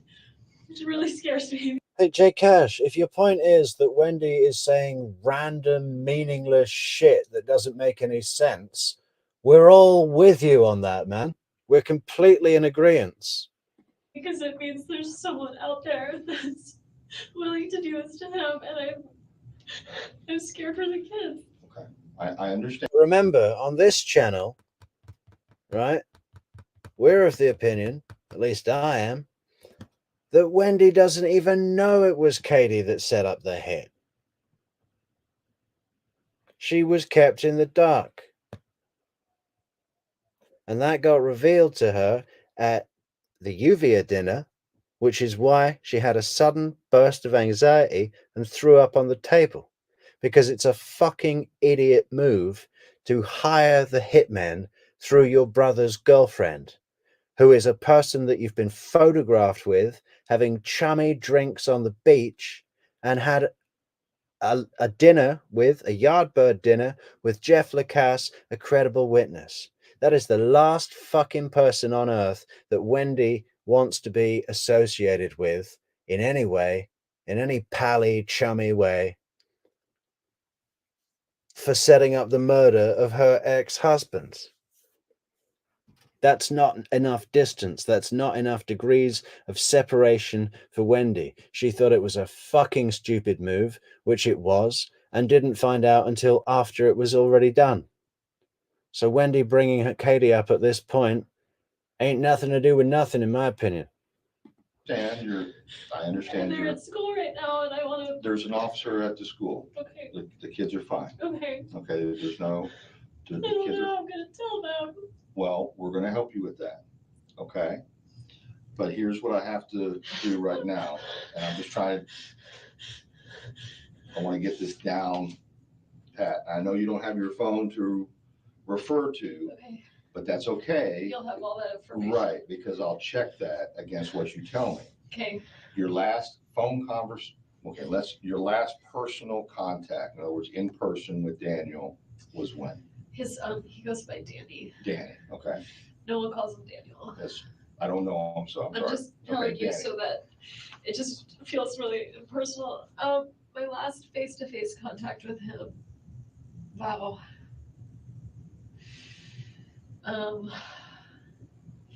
We do a lot of like leave off pickup at the school, right? Where one of us will take the kids to school, the other one picks them up. When was the last time I saw him? I definitely saw him. Yeah, there you go. There's the Discord link from our wonderful moderator Amy. Everyone should join the Discord, guys, because it's 24 hours a day. It's free. It's like a constant conversation about all the crimes we love and other things. Link in the description, guys. Also in the description, a link to buymeacoffee.com. If you would like to support the channel, you can buy us at coffee.com on buymeacoffee.com/True Crime Metrix. If you would like to become a member to the Patreon community, which is building by the minute, folks, we've got members rolling right in with fantastic benefits, exclusive content, wonderful messages, and all sorts of things happening in that fantastic community on Patreon. You can become a member today, and there's a link in the description. You could also become a YouTube member, a coffee member. You could leave a super chat or a super sticker on the video, a super thanks if you're watching on demand. Wonderful ways to support the channel. And what else? Social networks, fantastic social networks where you can receive updates, fantastic updates, great updates. Link in the description. Facebook, Twitter, Instagram. Building by the day. Fantastic stuff, guys. Fantastic stuff. When I picked the kids up, I feel like there's something since then, but that would have been. No, I'm not away. I'm not familiar with the. Okay, I'll get Annie because she wanted it before. Yeah. And that was that morning I drove down, so that was June 30th, Okay. whatever that Monday morning was that we drove down to Miami. I saw him, I met Amy. Then we did a lot of Skype, like we'd Skype every day while I was gone. But that's not in person. I came back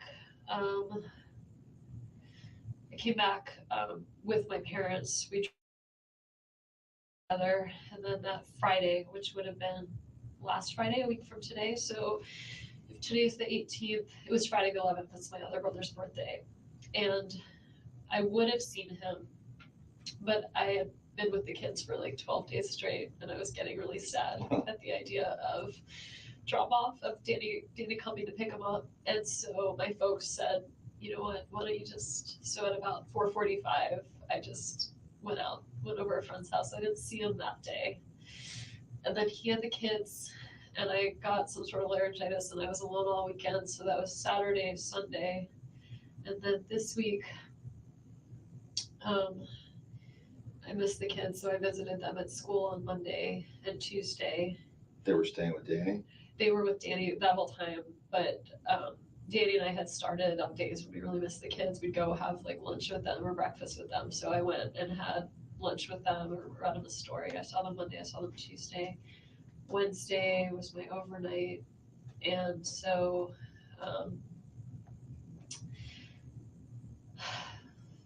that was Wednesday, and then he had them Thursday, was yesterday.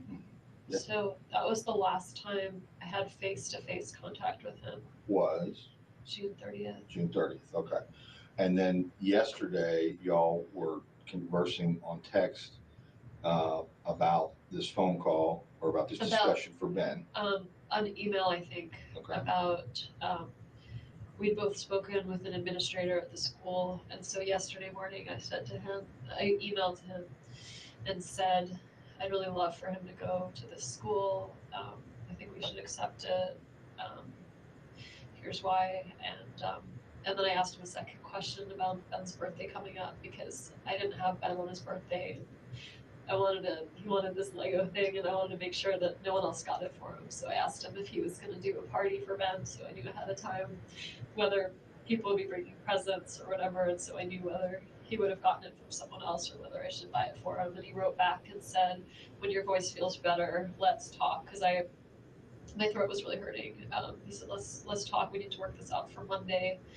And I sent him an email. You'll see it sometime this morning while I was home working on my paper that said, "Okay, I'm ready to talk whenever you are." I don't know what time I sent it, but if I called him at 11:40, it was either before I called him because I thought normally he would have called. Okay. Like when he said I'm done with the class at 10:30, and I had said, "Okay, let's talk," and then sent him a call or an email. Like I thought it was weird I hadn't heard from him, but I just thought like, oh, maybe he's busy with something or showering. But he told you at some point that he was going to premiere this morning. Yeah, no, that phone When- message says I'm going to premiere. I'll be out 10:15, 10:30, and so you When can did- call me after that. When did you receive that phone message? Maybe after the repair guy left, so maybe at like this morning, like Okay. at 11ish or something. All right. So you're at your house with the repairman. He leaves. You go back to working on your papers, and then you leave your house around noon. Drive down. Hey, riding shotgun, can you send a message in the thing? Just say anything if you're out there. Prescott's blocked. You turn around. You go back around on Benton, and then you go There's to a tree.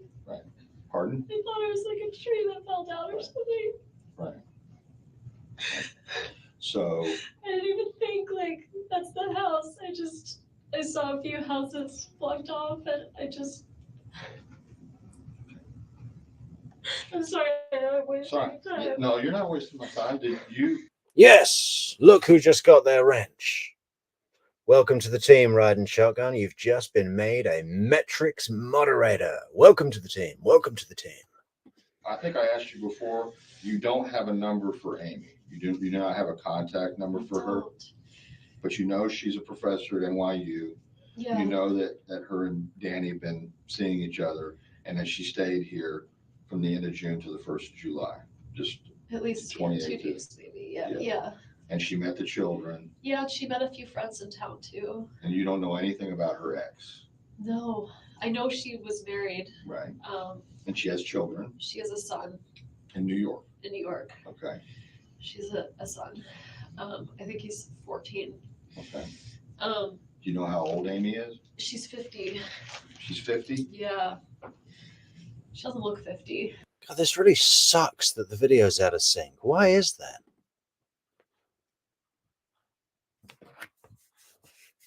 Let me just refresh this browser, because we've seen this before where it's not out of sync. And when Wendi is making her smug comments about Amy Adler's age, you know, it's really telling. Her body language, her head shakes. I'll tell you, he's a periodontist in writing. And the kids can't. Okay. All right, ready? Do you need to escort me? I'm just going to walk you around the corner. It's not really, it's just showing you where it is.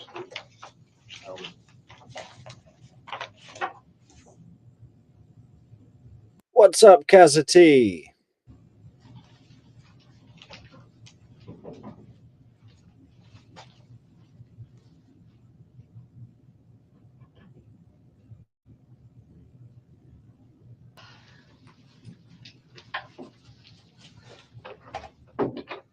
What time do your kids get out of school? So I think the school ends at like 5. Okay. But I usually pick them up early. Danny probably told him he was going to take him to Truesdale today, so they'll be expecting earlier. But 5, it would be. That's what time they close? Yeah, I mean, I'm sure they'll stay open. Okay. Okay. They were supposed to be with me this week, so normal for them, other than this swim bit, would have been to spend the weekend with me and Where did they sleep last night? with Danny. With Danny. Yeah. Okay. So Danny took them. Go ahead. I got a call. So he has an alarm system in the house, and I must still be on the call list for people if there's a break-in. I got a call yesterday. I guess it'll be on the phone when it happened. I got a call from like the company with the alarm company that said like the alarm's been triggered, it's gone off. There's another family in town that we were really close with. The woman's name is Lynn, and she's on the list too, so she got a call. I know this because I saw her yesterday evening. I went to a friend's art gallery thing, and she happened to be there. So it's a small town. And she said, "Oh, I guess I got a call from Trescott." And Okay. I said, "Oh, I got the same call." I said, "But I just figured it was fine." So they called yesterday. There's a brand new poll been added to the chat, guys. Let's see what the numbers tell us, shall we? I don't remember what time it was. Maybe the morning, maybe the evening, but it happens sometimes every once in a while with weather, whenever the alarm gets triggered. So I didn't think anything of it. But I wonder if there was like an attempted break-in yesterday. I don't know. I'll have to check into that. Do you know what the alarm company did? It's on my phone, right? The message that they left. Sure. I probably deleted it, but then I didn't delete my deleted messages. So if you look at deleted, you could find it. Okay. If not, I could probably figure it out. And Lynn could tell you. Okay. If you had to ask her. That was yesterday. It was yesterday. But no calls today? Mm-hmm. Where did the children sleep the night before? Did they been staying with Danny right along? Yeah, except week on, week off, but with Wednesday overnights. So Wednesday night they were with me. When you say Wednesday overnight, Wednesday. It means like if it's a mommy week, then they're with you all week. Except Wednesday night they'd go to Danny. Okay. If it's a Danny week, right. So they're with him all week. Except Wednesday night they came to me. All right, and then so Wednesday night that's the last time. I didn't tell you this, but I thought about it in the bathroom. I didn't have an interaction with him, but that's the last time I saw him was Wednesday. I picked up the kids and I was going to take them to Whole Foods. Okay. And I saw Danny working on his computer in the window of the Whole Foods, and I took him to BurgerFi instead. Oh. Because. Yeah, I took them to stalk my ex-husband, and then we sat in the BurgerFi where I could watch him eat. He and I were, divorced, right. And interactions with him were hard. And it was my one day with the kids, and I thought, well, if we go inside, it's going to be like all of us together, and I wanted time by myself with them. So I took them, but that's the last time I saw him. So I saw him sitting there Wednesday afternoon working.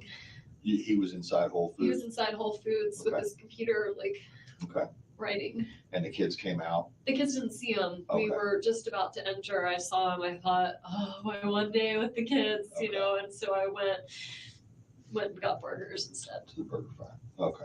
All right.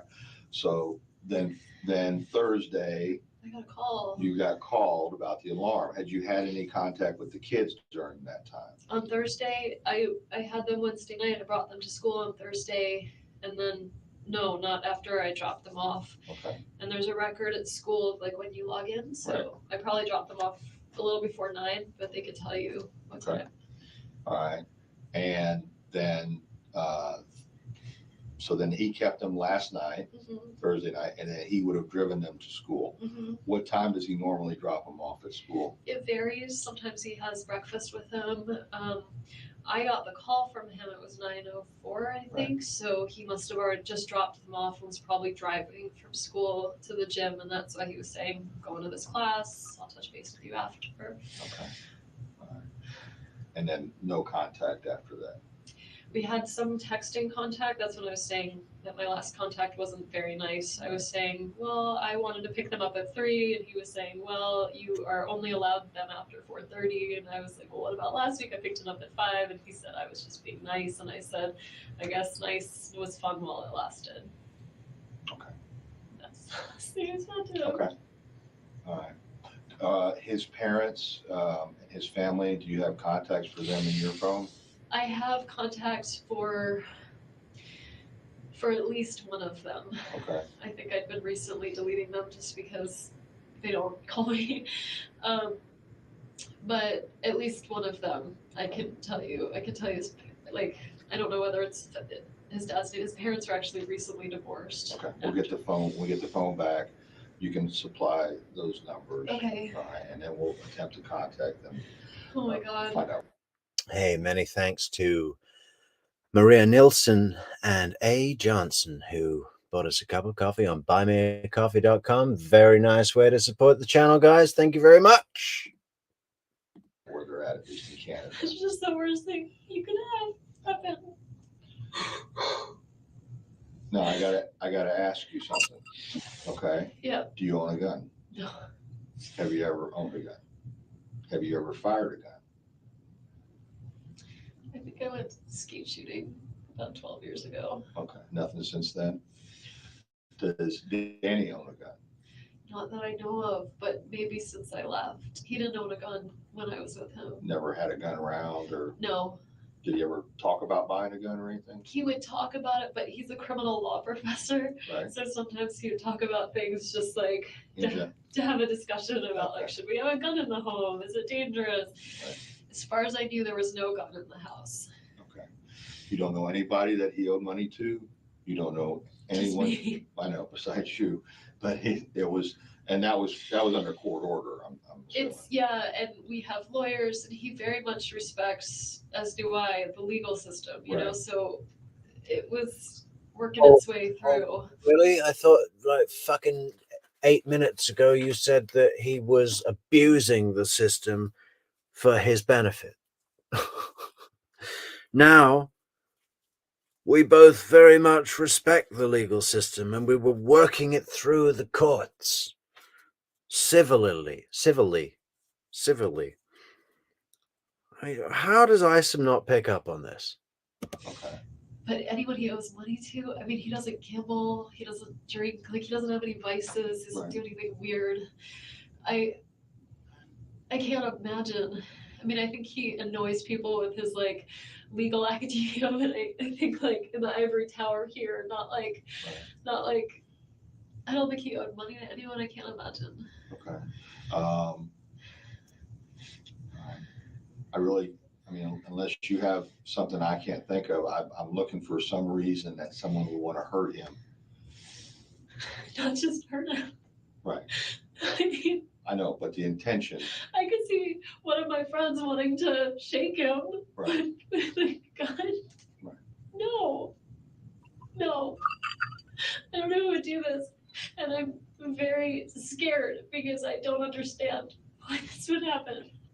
He and I got along fine for the sake of the kids. You heard the message where he was like, well, maybe we'll just take a walk around school. And Right. I mean, I found him hard to be around, but so did a lot of. Yeah. There's one detail she's certainly not bringing up, huh? One detail she's definitely steering well clear of. Jeff Lacasse, right? No mention of Jeff. That's Jane's job, and Jane is on her way to TPD. People, they all knew he meant well. He was a decent, good human being. He wouldn't hurt anybody. He would never do this to anybody. I don't know who would want to hurt him like this. I really don't. All right. I need to ask you, was your divorce, you said before, it had nothing to do with infidelity, no extramarital affairs or anything like that? Neither one of us. It was just simply the fact that you all just didn't get along anymore, or was it just the fact that he was belligerent to you? He never hurt me physically, but he was emotionally abusive. Okay. And I didn't tell most people that. So all most people know is it just didn't work out, and it's just the kids are young, and this is just better this way. So other than my family who saw the way he treated me, most people were, well, I think his family was very surprised. He told Absolutely, Anne-Marie. Anne-Marie says Wendi is an expert manipulator. She got Ison 100. Yeah, it's just her natural way, This is her. told everyone around the community that I was mentally ill because only a crazy person would. So there's a lot. But who would? Yeah. So that's it. The circumstances, plain and simple, where it just wasn't a really healthy marriage. And how are we doing on our poll, guys? Do you believe Wendi knew that Katie was setting up the hit? 70% say yes. 23% say no, and 7% say not sure. Well, you 70%, be sure to check out our video on True Crime Metrix of me putting forth the case for Wendi being kept in the dark about that, because I think we might turn a few of you around. We've been collecting evidence about this for several months, and it's not going to be alive. I think I'm just going to make an edit and put it up and show y'all. And then we'll have the poll again, right? See how many minds we can change. And I thought it'd be better for the boys if they didn't grow up thinking that's the way you treat women. But he wasn't. I thought it would be better for the boys. What did she say? Or it just wasn't a really healthy marriage, and I thought it'd be better for the boys if they didn't grow up thinking that's the way you treat women. I thought it would be better for the boys if they didn't grow up thinking that's the way you treat women. Can you imagine a more hypocritical, you've brought the boys into your cult circle of vicious, vengeance-seeking reptiles. They could not possibly have a worse example or set of role models than the fuckhead Adelsons. I thought it would be better if the boys didn't grow up thinking that's how you treat women. I don't think we need to say any more about that. I think everybody gets it, right? Like, what a joke thing to say. But he didn't hit me, he didn't hit them. He didn't have a drug problem. He didn't gamble, he didn't cheat on me, I didn't cheat on him. There's no other. I keep thinking the only unknown I can think of is Amy's ex-husband. Is he still in the picture? Is he upset? Right. Danny, I defriended him from Facebook because I found it too upsetting to see intermittent pictures of the kids. But I wonder, he's very, very public on Facebook about where he is, when he's traveling, where he's going. And so I wonder if he's got pictures up of him and Amy, and if there's a jealous ex-husband in the. You know where this ex-husband would be? He'd be in New York too. Is he also an attorney? I don't even know his name. Okay. I just know they. Gary Moore, love the music. Yeah, Gary Moore says, hello from Texas. Rashbaum will argue Donna was in fear of Latin kings. She had no consciousness of guilt. What do you think? I think you're right. Yeah.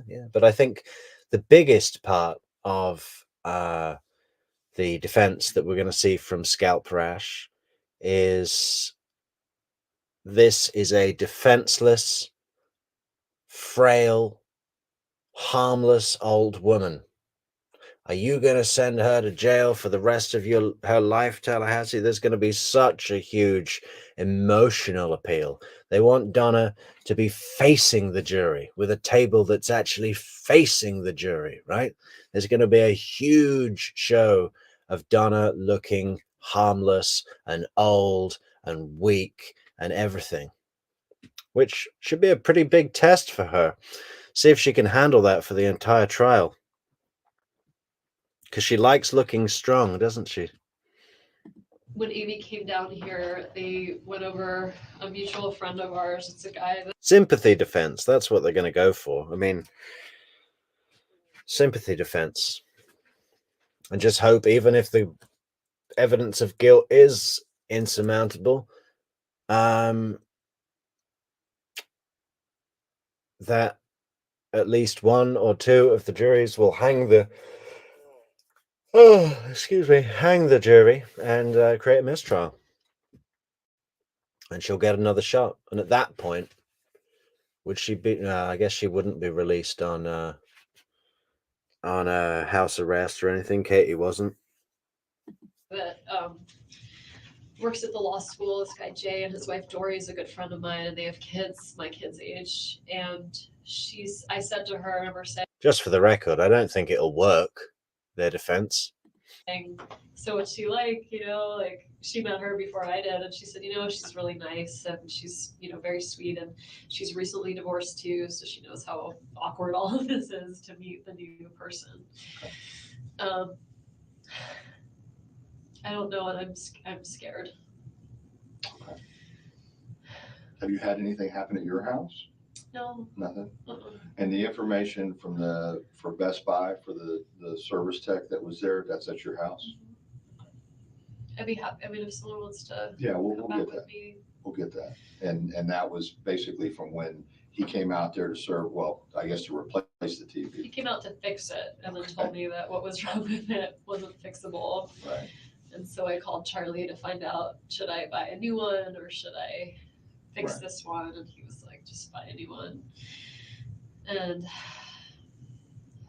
Clarissa H., good to see you.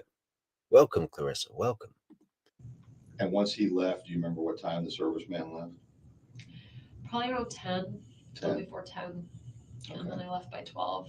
But between that time, between 10 and 12, you were by yourself working on your papers and stuff. Yeah. Were you doing on papers or computer? It was all on computer. And that's what I was thinking. I was like, I sent some edits in to someone at the law library during that time. Okay. I called a few friends. I sent some texts. I mean, all of that'll be On the phone? on the phone. Or did you call from your house phone? I don't have a house phone. Okay, you use all your communications is over your cell phone? Yeah. Do you have more than one cell phone? No. Okay. All right. I'm going to introduce you to a victim advocate. She's going to be very helpful. And she's going to, once the phone comes back, she'll get the numbers for his folks. Hey, you're saying everybody's in Canada. Is that correct? She's going to be very helpful. She's going to bring you a cup of strong, sweet tea and a little biscuit. We call it the victim biscuit. In fact, she'll bring in the whole biscuit tin, and you can select which one you want, maybe even more than one, because you're a victim. On his side of the family? His family's in Canada. Okay, Alberta? No, his mom and dad, his immediate family is in Toronto. Okay. His aunts and uncles and cousins are all in Montreal. Everyone's English speaking. Okay. No family in the States. They're all in Canada. And that's where he's from originally? He's from there. He came here for college and never left. So he's 41 and he's been here since he was 18. Did he go to FSU for law school? No. Okay. Where did he go to law school? Harvard. Harvard, okay. And then he got a position as a professor. We moved up here. She didn't like saying that, did she? Where did you go to law school, Wendy? I mean, I know it was prestigious as well, but it wasn't quite Harvard, was it? Not quite. Didn't get a scholarship to Harvard, did you, Wendy? For his job. So you were in New York too? No. I've never lived in New York. Oh. Did your dad not have any contacts in Harvard to get you in? I was actually at University of Miami going to law school. We met, we got engaged, and then I was going to do my last year of law school up here. So in 2005, we moved here. He was a professor and I was a student for one more year. And then we moved back to Miami for a year, and then we moved here for a year. No, right, California Amy. What is that about? California Amy says, stupid Donna text Wendy, remind she has a Geek Squad appointment for the TV in the living room. Why specify in the living room? weird code text from Donna? Probably, right? You know, I imagine they only had one broken TV. It's just such a weird text. Like, if that is a code, it's a really bad one because it makes everyone look at it and go, what is this? The reason why I say his parents are going to say I did it is because after we got divorced, I wanted to move to South Florida, and I filed a petition to relocate in the court, and the court said no. So Because of the kids. because I mean, yeah. So you can always leave, you just can't leave with your kids. So we're in Tallahassee because of Danny's job. So He taught at UM before he came up here? he didn't. He had that year at FSU, and then UM said they wanted to hire him. So I worked there for a year. He worked there for half a year. We commuted back and forth to FSU, and then UM didn't hire him, and so we moved back to FSU. And I've been here since like the 07 school year. All right. I'm gonna go get the victim advocate, all right, and introduce you to her.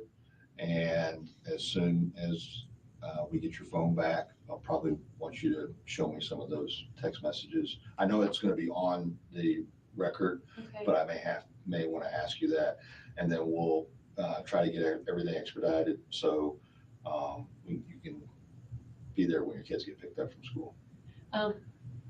Right, because the alternative would be like a police officer. Yeah, we don't want to do that. Scary. I want you to come pick them up. It was instead of a police officer, if it can't be me, I'd rather it be like a family friend or something. Well, we could do that too. Okay, if I'm you'd just rather. saying, like, I do not want, I think they'll get really scared. No. All the officer's done is checked on your children and made Okay. sure they're at school. We just had to find out where they were and where you were. Okay. Ben and Lincoln are terrified of police officers, right? You know, I mean, an emergency situation, that's the best thing it can be, right? All right, the kids might think it's a little weird, but the officer's going to be very nice, right? Very friendly and trusting, and the teachers will help explain what's going on. I don't know. Aren't children taught to trust police officers? Like, you know, what do you do if a stranger approaches you? Yell for help and run to someone you trust, or a police officer, right? Yeah. All right. Okay. Right back. Okay. I can put my IDs away. Yes. I hate how Wendi uses the word scary as well. She does this really childish language thing. Little child Wendi. Oh, is it going to be scary? Oh, I don't want it to be scary for the boys. What about Danny's shot off chin? Is he going to look scary, or should we bring the boys to hold up his chin for one more picture with Abba?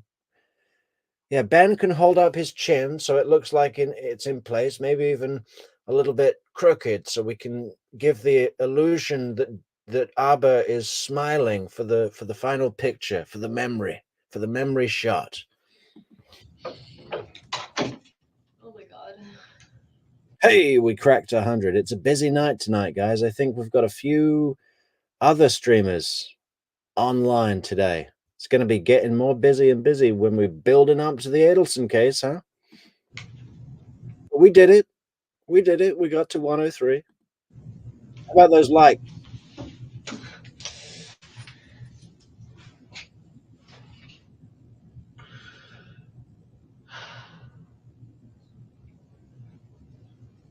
Yeah, not bad, guys. 79 likes, 103 in the chat. I still think we could do a little better. I mean, if you're still here and you haven't liked the video, how about you take a second, help us out, help the algorithm out, help the entire YouTube community out, and leave a like on the video, guys.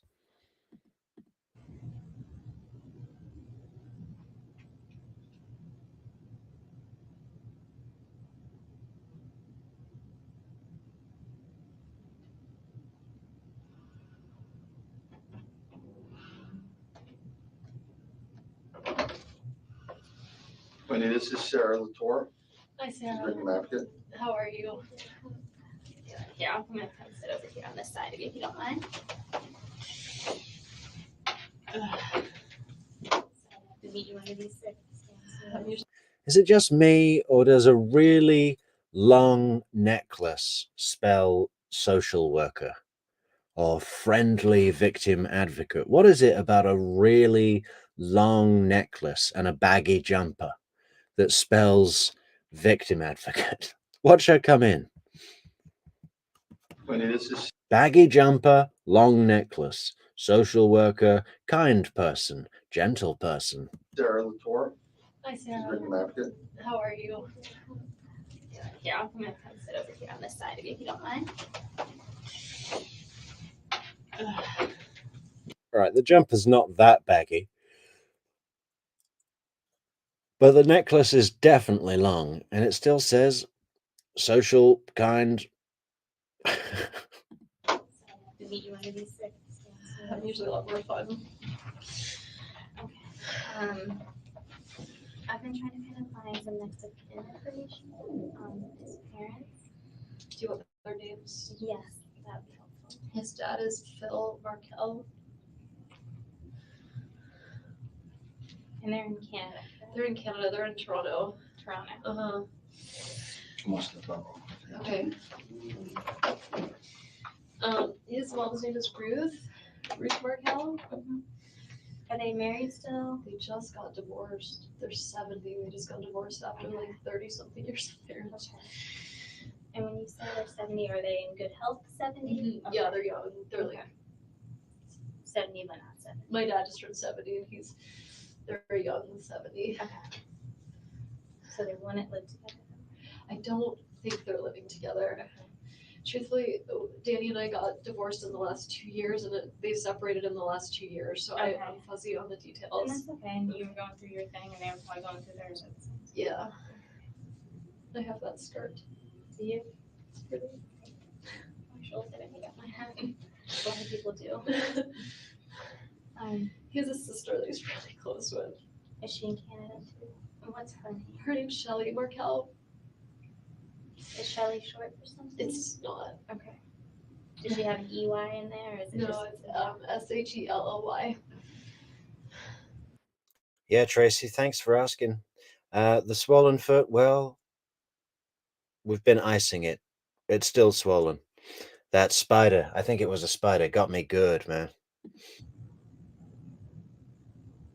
I'm sure you do this all the time as your job, but like I cannot believe this is happening.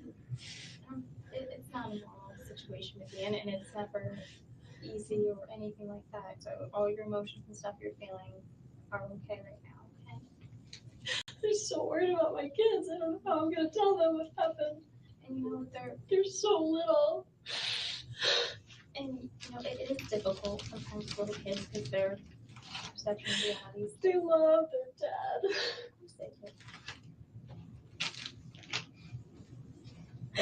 I'm sorry, you can ask me questions. No, you're fine. Talk to me about what you want to talk to me about. It's fine.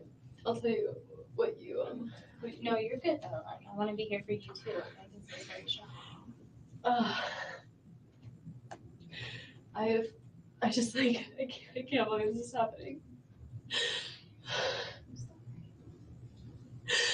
I don't understand, and I'm very scared because if this can happen, like, what if someone's gonna come after the kids? Like, who did this, and why would they do this? And from what they're mentioning, they haven't had any indications of that. Do you think someone can watch the house where I'm gonna be with the kids tonight to make sure that nobody comes after us? We'll discuss kind of that type of stuff. I'm gonna make sure that they know all your concerns and fears. Okay. I just take stuff one step at a time right now. I know it's hard. I don't know how I'm gonna tell them.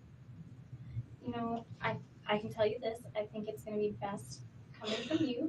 You're their mother, and you seem very educated and put together. And it sounds like you've gone through a lot the past 2 years. Yeah, but the kids have been doing so well with everything. They're really like happy, well-adjusted kids. They have so many people in their life that you all are love doing them. the right thing. And I get why I would be a suspect, but the idea that we were divorced, but the idea that I would ever do anything is like, I understand why they need to check, but And I don't know who would though. I don't know who would do this. I can see why they would think it would be me. well, and I don't think. And did Investigator Eisen talk to you at all about like what your role is in this? Yeah, I'm trying to figure out. And a lot of times they do stuff just to kind of cancel you out too. It's fine. I understand. Okay. I understand. I just can't believe this is happening. So, I do best with being helpful. So why don't you tell me what I can do to help you? Okay. Well, give me the parents' names. I know you probably, if you have any of their phone numbers, I know you don't right now, probably from memory either. It's in my phone. Right. I don't remember them. So we'll wait for. They lived in Toronto, and I didn't have a really close relationship with them before the divorce. And after the divorce, it's been, I've sent his sister like happy birthday messages, but it's not close. So I don't. Right, you didn't have a reason to really have communication with them, and that's okay. Okay, so other than their names. Right, that's probably all. Well, even in the mafia, J Cash, families don't get touched. That's part of the rule. She's just an idiot. There's this maniac going around with a picture in his pocket and a gun, a picture of Ben and Lincoln going around every preschool in Tallahassee and won't stop until their hearts stop beating. Oh, you really. No, I'm asking like, what can I do? Let's see. But of course, Wendi just wants to really amp up her continued fear, right, for the boys. Can a cop watch our house? Because obviously if I was a conspirator in the murder and had some cleanup to do, I wouldn't want that. So that'll make me look innocent, probably knowing that there's not going to be a cop watching the house because there's no threat been established. They're not going to put man hours on that. And also, Tallahassee, it's not safe. I have 1,000 keys distributed all around the city because apparently I always lock myself out of the house, which I don't believe. I'd love to do, and my parents, they live in Miami. So obviously I'll need help taking care of the boys. We're all going to Miami. But, just because of the circumstance, not because that was always my plan and desire. You can, worry about you and your boys. Start thinking who would be someone that you want here for you that's here in Tallahassee now. What do you mean here for me? Like for what? For support for you. Because you're gonna have to go.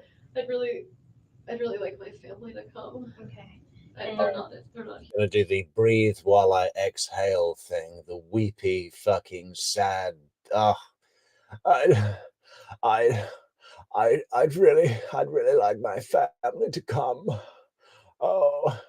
Oh yeah, no. I'd like my family to come. And I think we should all go. We should all go to Miami. Here, but where are they located? I'm just so upset right now that I'm worried about parenting effectively. So if my parents were here, they could help me. They're really close with the kids, so they could help me. Another tell.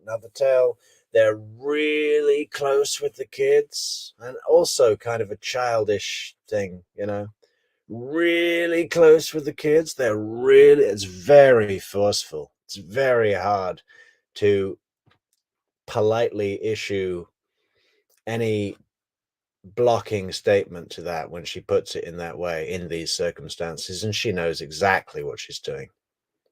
That's very insistent. They're really close with it. I'm exaggerating it, but listen. I'm worried about parenting effectively. So if my parents were here, they could help me. They're really close with the kids, so they could help me.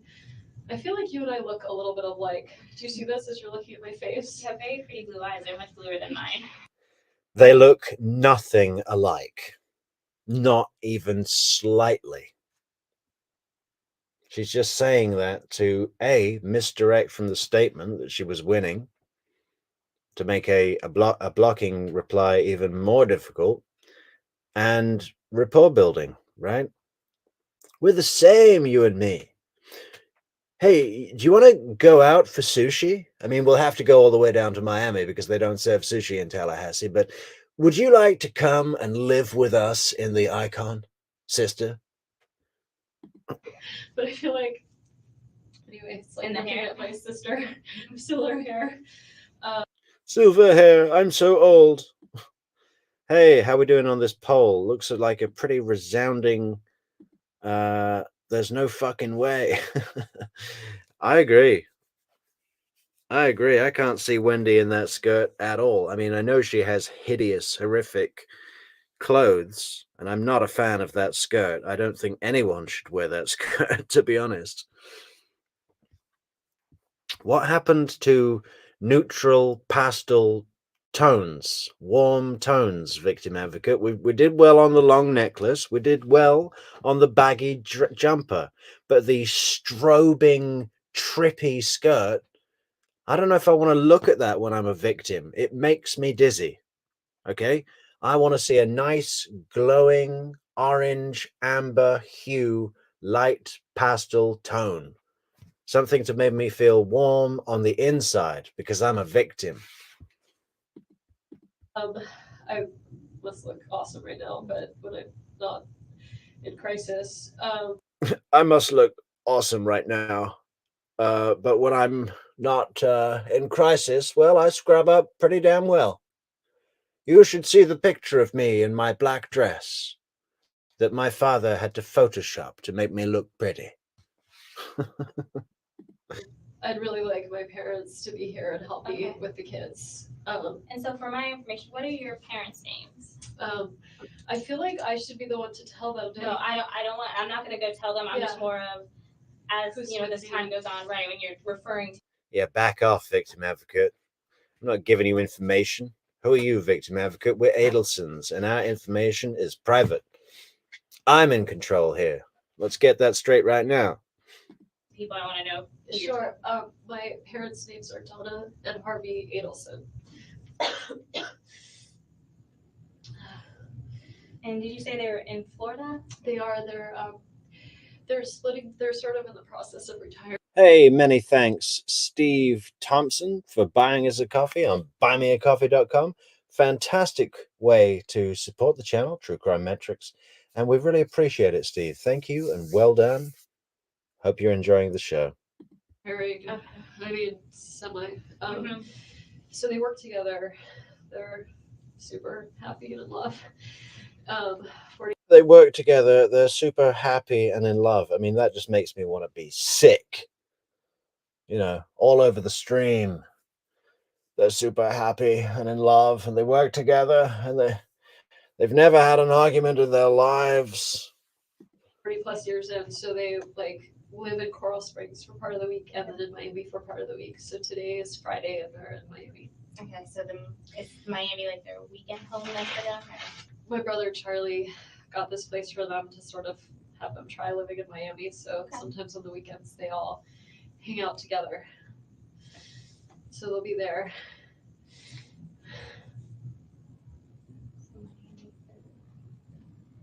And like I said, I'm not gonna notify your parents or do anything like that. I just like to say. They all hang out together on the weekends and plot things, you know. Another weekend of plotting, dodgy business deals, murders. And then they all go and count the money in the safe.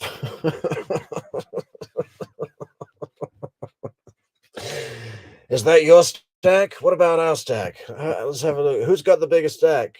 Racia. They're getting that more of just so. For future, yeah.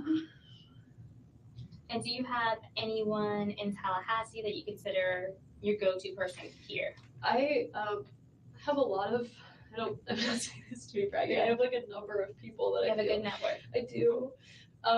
The person who feels most like family is my friend Lynn. Lynn? Okay. She's just a bit older than me. And Yeah. Yeah, Cassandra Perez. My mother and I rehearsed that call. We have a script. We spent our whole weekend going over it, okay? I'm making the call. I'm very close to their family. She's 4 kids, and I kind of like an aunt to the twin girls. I'd really love for Lynn to be around. Okay. Yeah, I'd love for Lynn to come and take us all to Miami.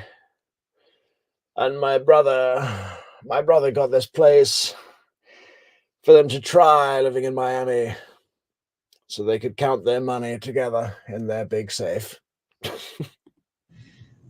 What's Lynn's last? Grossman.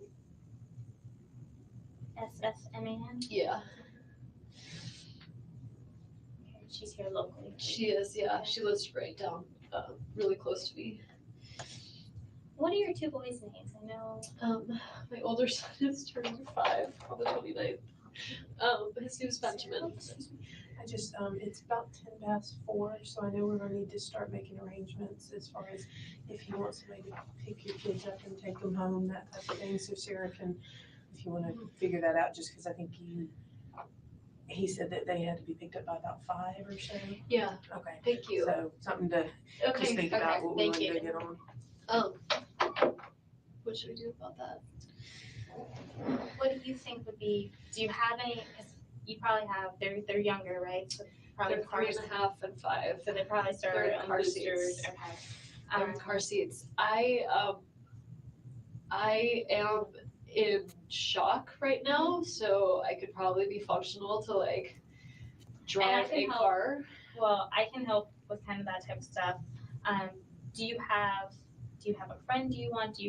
I mean, I would, if Lynn is here, I don't know if she's in town. It's Friday. Yes. I don't know if she's in town this weekend. If Okay. she is, I would love for her to be with Lynn would be me. your person? Okay. Yeah, And then if Lynn's not, do you have a kind of backup person you would think? I do. I have a lot of friends who have kids, so they have their own responsibilities. My friend Jane, who actually I think used to be a victim advocate. Okay. Jane would be a really good choice. Jane McPherson. Nice little detail to give good reason that Jane should be the one to come here. Same profession as you, Sarah. I tell you what, you're a victim advocate, she's a victim advocate, I'm a victim. Why don't we all go out for lunch? On me. Anywhere you like. Yeah. Yeah, you know, she's got total control over this. It's pretty remarkable how deep she's gone in the thinking. How do we get Jane into the interrogation room? Because it needs to be Jane, not Lynn, because Lynn hasn't been prepped, not in the same way Jane has about Lacasse. Jane needs to come in and write Lacasse's name on the wall in huge letters in spray paint, and then a big arrow pointing to his name and another word that says jealous, you know, maniac, jealous, maniac, thug.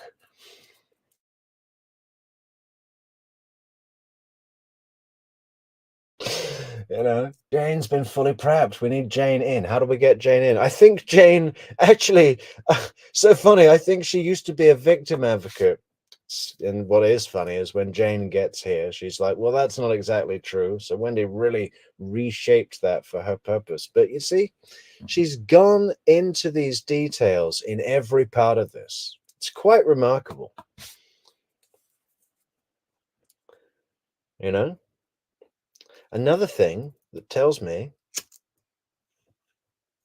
she didn't know that Katie was putting up the hit. That's the stupidest move.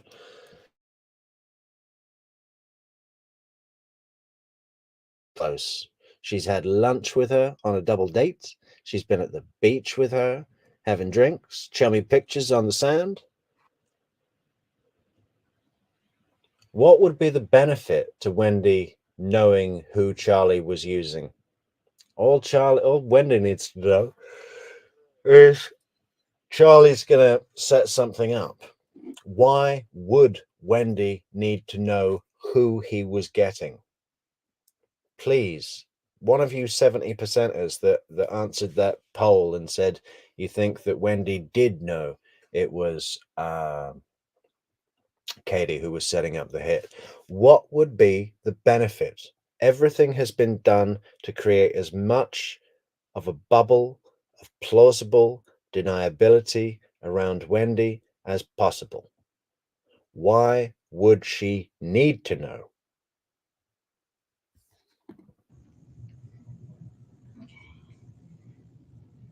You probably, and I might be able to get these numbers, but you Because she think, doesn't have kids, it's all on my phone. and, I and it's memorize. okay, and I know I don't have anything memorized either.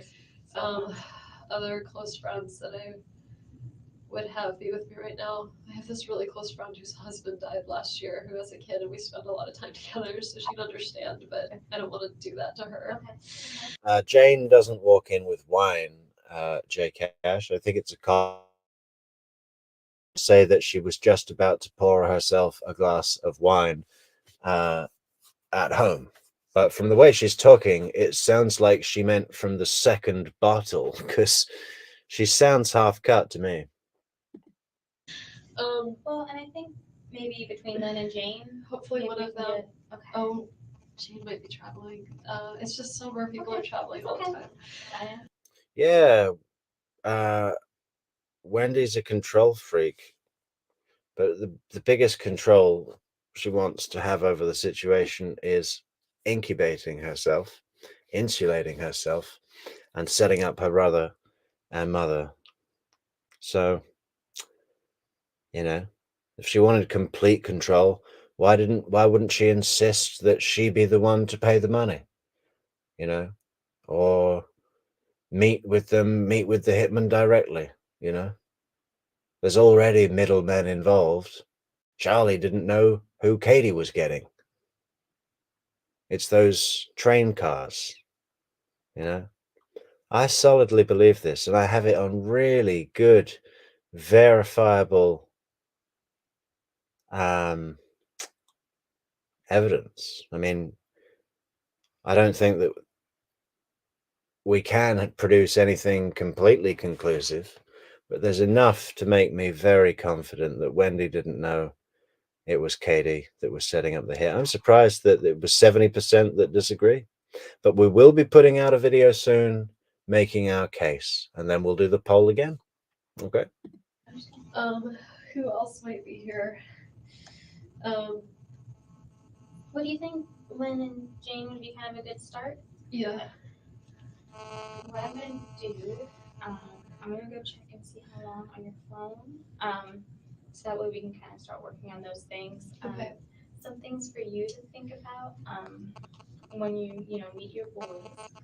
And I'm sorry, it's really hard. I just don't know how I'm gonna tell them that. Well, you know your boys better than anyone else does, right? Right now, they were expecting, I don't know if Danny told them or not, the plan was he was gonna take them swimming this afternoon, which is sort of out of the ordinary. Okay. Normally, I would just pick him up, but I think he's leaving town for the weekend, I just think he wanted extra time with the kids, so he was gonna take them to Truesdale and bring them to my house. So Okay. sometimes plans change. Right. Like sometimes his flights are delayed from New York and the kids say, I thought, they call him Abba, which means father in Hebrew. They say, I thought this was an Abba day. What are you doing here? Okay. And I'd say, well, Abba's flight was late, so it's gonna be a mommy day for a little while. So if there was a plan they were expecting, it would have been the go to the pool plan, but Okay. they knew that it was time to be with me, Okay, so. so I knew they were gonna transition into So a mommy normal time. for them would have been mommy all weekend, Okay. mommy all week, and then Wednesday Abba. What you were saying, so for them, this is what they expect, is I think for me to come pick them up, it's very normal. Okay.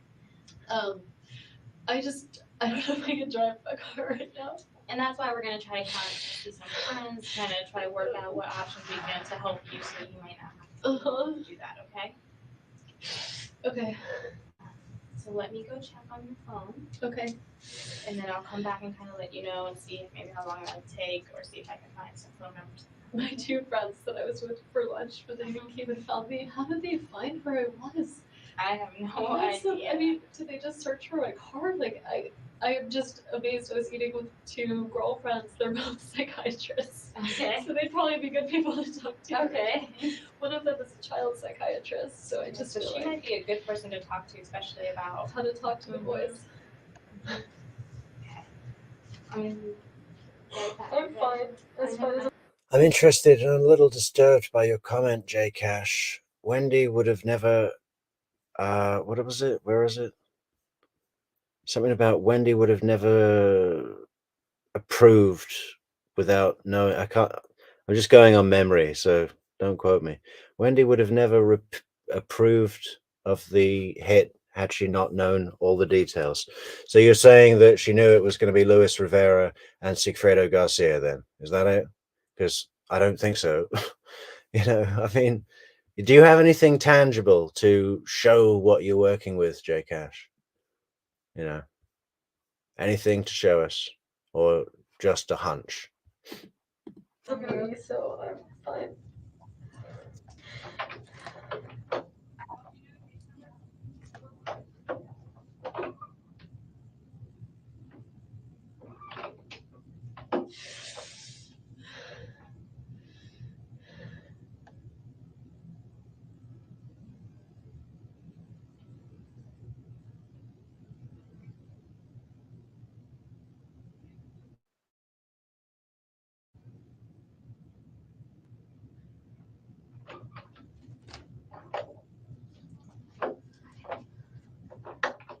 do you know where Lynn or Jane work? Because we're gonna try to find some phone numbers for them, or maybe some work numbers. If they work at. So Jane is a PhD student. She's working from home. Okay. Lynn works. I'm kind of forgetting what the name of the place is that she works. She does like Holocaust recovery stuff. Department of Financial Services, maybe. It's not DBPR. It might be DFS. But her So she husband. works for the state though. Her husband and I are close to, like, Okay. friends with the family. Her husband's name is Alan Grossman, Allen. Okay, J Cash, what indicates that to you that Wendi knew it was Luis Rivera, Sigfredo Garcia, and Katie McBanawa that was doing this? What are you pointing at that shows you that? And he has his own law firm in town, so he should be really easy to find. Okay, It's like and Grossman. Yeah, no, J Cash, please do. It's truecrimemetrics@gmail.com.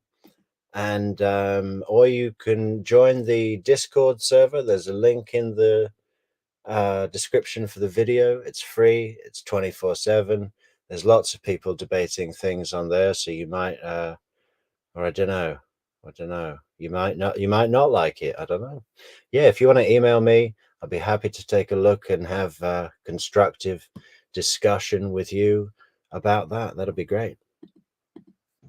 But Furlough and Bio, maybe. Do you know what street it's off of by chance? Probably downtown. Okay, that's good. But Though. you I can mean, find him and find he's that an number, attorney. and he's usually at work. I'm trying to think. All of my really, really close friends live out of town, but I really hope you can email me something more convincing than this. She's too cunning to not have known every inch of it in order to manipulate all of it if it falls apart, when it falls apart. Yeah, that's just like, you seem to be basing that on a feeling, yeah. Okay. And go. I'm gonna try to do just some Google stuff real quick, and then I'll come back. Okay. God, we really should start memorizing more phone numbers. I used to know them. It's just technology that makes it easier for us. I'm going crazy in this white room. I'm sorry. I know it's not like pictures from No. I just feel like I'm in a Twilight Zone, and I keep picturing the kids like. Hey, we've got 100% like rating on the video, guys. That's great. Well done, team. Go group. At a funeral, having to say goodbye to their dad, and I Just take it can't one believe step I at a have to do time. this to them. Do you want me when I find their numbers? Is it okay if I call your Yeah. friends? Yeah, Okay, it's you want fine. me, and I can go and tell them I that you. could really use some help Okay. taking care of the boys tonight. Of course. I'm trying to think of who else I would call. My closest friend in town is on vacation right now with her family. Well, we'll start with Lynn and see kind of where we get from there, since she. I'll tell you, he's a periodontist. I'm trying to think. All of my really, really close friends live out of town, but yeah. Okay. And go. I'm gonna try to do just some Google stuff real quick, and then I'll come back. Okay. God, we really should start memorizing more phone numbers. I used to know, You know, them. It's just technology that makes it easier for us. I'm going crazy in this white room. I'm sorry. I know it's not It's not like pictures from No. I just feel like I'm in a Twilight Zone, and I keep. I feel like I'm a suspect because I know that there's a nicer interrogation room where you put the victims with a big comfy couch and pictures on the wall. Can I go in there as I'm a victim? Picturing the kids like at a funeral having to say goodbye to their dad, and I Just take it can't one believe step I at have to do this to them. Do you want me when I find their numbers? Is it okay if I call your Yeah. friends? Yeah, Okay, it's you want fine. me, and I can go and tell them I that could you. really use some help Okay. taking care of the boys tonight. Of course. I'm trying to think of who else I would call. My closest friend in town is on vacation right now with her family. Well, we'll start with Lynn and see kind of where we get from there, since she. Okay. Okay.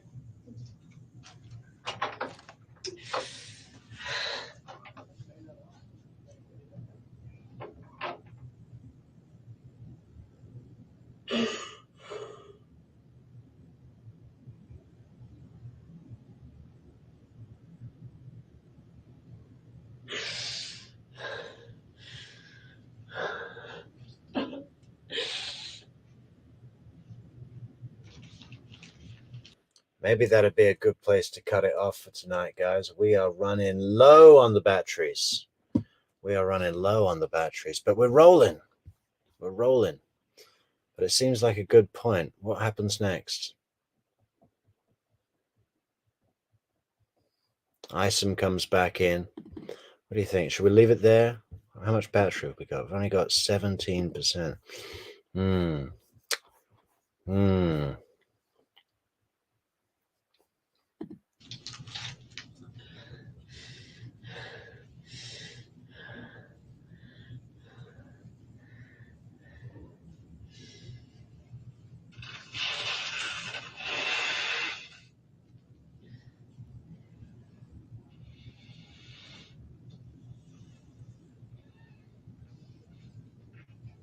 Ugh.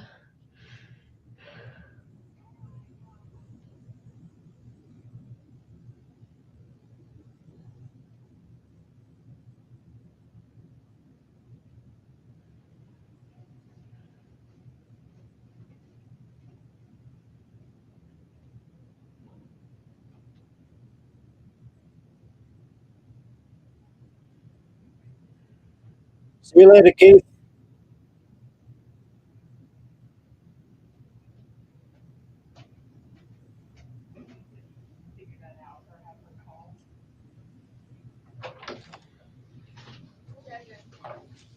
Hey, ladies.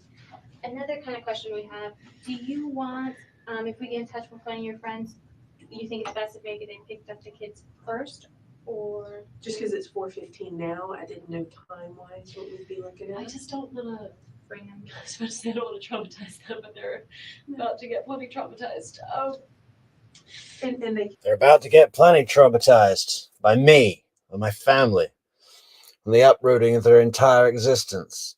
Yeah, and she's going to love it, you know? She's going to love watching their faces as she tells them that Abba has been shot. they can take them home. Right. I just I don't mean- know what would be less upsetting for the And boys. that's, Like, that's up to you. my what I would most like. Or we can make arrangements with the school and just say, look, it's gonna be a little late, you need to work with us, and mom and a friend will I come. think they do keep it open till like 5:30 Okay. or so. So what I would most like would be to pick them up myself Okay. and have someone with me in case I don't feel like I can drive well. That's fine. And Lynn would be your first option Lynn to would come be here. my first And choice, you're- or Alan, her husband. Okay. And you're okay with me speaking with them and telling them to come here Yeah, first? And my car is, we have the cars here. oh, they got it here. I think they were bringing it here, and I think Did they take my keys? I don't How did know. they get the car here? I don't know. I guess you guys. Well, I may be wrong. I thought, and Investigator Isom, it may still be at the other place, was gonna touch base, oh, okay. I may be wrong, was going to touch base with you about, cause I know he's done a bunch of different stuff as far as doing your hands and all that stuff. To see if you'd be willing to let us look in your car to see if there's you can look. anything, You you know, can okay. search the And car. so he'll have another form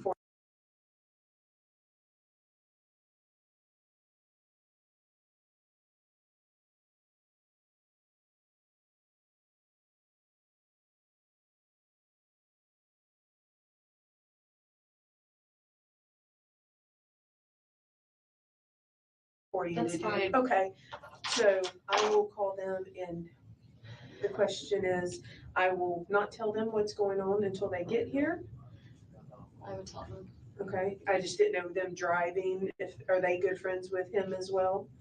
They've been mutual friends, but they're more my friends. Okay. I mean, I think everyone's gonna be devastated. Sure. to And hear maybe about I'll this, just but- say that you're up here, you're fine, but they need to come pick you up, and then we can do that here, you know? I mean, I think you can tell them Okay. Wendy needs help, That's picking up the boys, because I don't know if everyone's going to be devastated, Wendy. What about all his students that hate his methods, like you tell us? They'll be opening champagne. of Yeah. what's happening. Like, I think you can tell them why Okay. I need them, That's fine. and that's fine. And she said she's fine with the van, search of the van and stuff when, Do you you know, want- because we were talking about that. All right, I will take care of this, Wendy. Thank you. I don't know who that is. Is she another victim She's advocate? she's No. a sergeant with us. Okay. That was very gendered of me. Sorry. Those what? No, Gendered, you're assuming okay. She's No. a victim advocate because she's a woman. No. You're welcome. I'll fill out whatever paperwork you want. I have it right here. Search the van. I can read it. Okay. Yeah.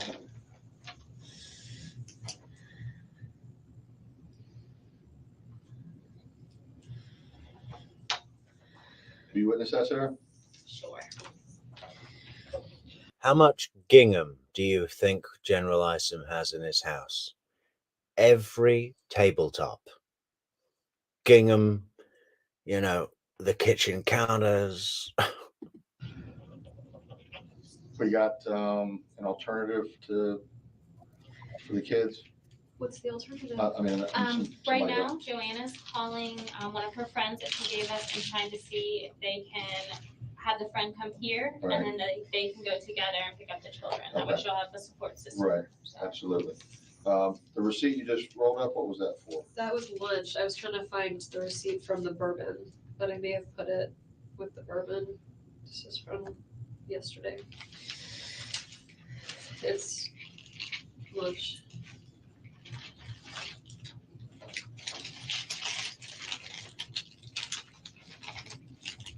But these are old ones.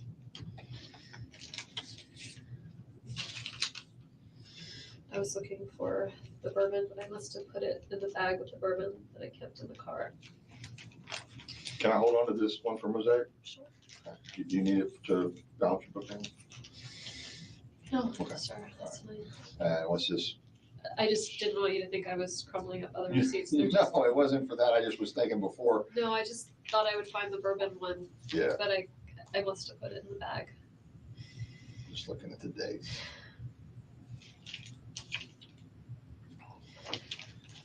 I eat a lot. I lost the key to my house, so I went to buy many spare keys to give to friends around town so I don't get locked out of my house again. Okay, So that's what that is.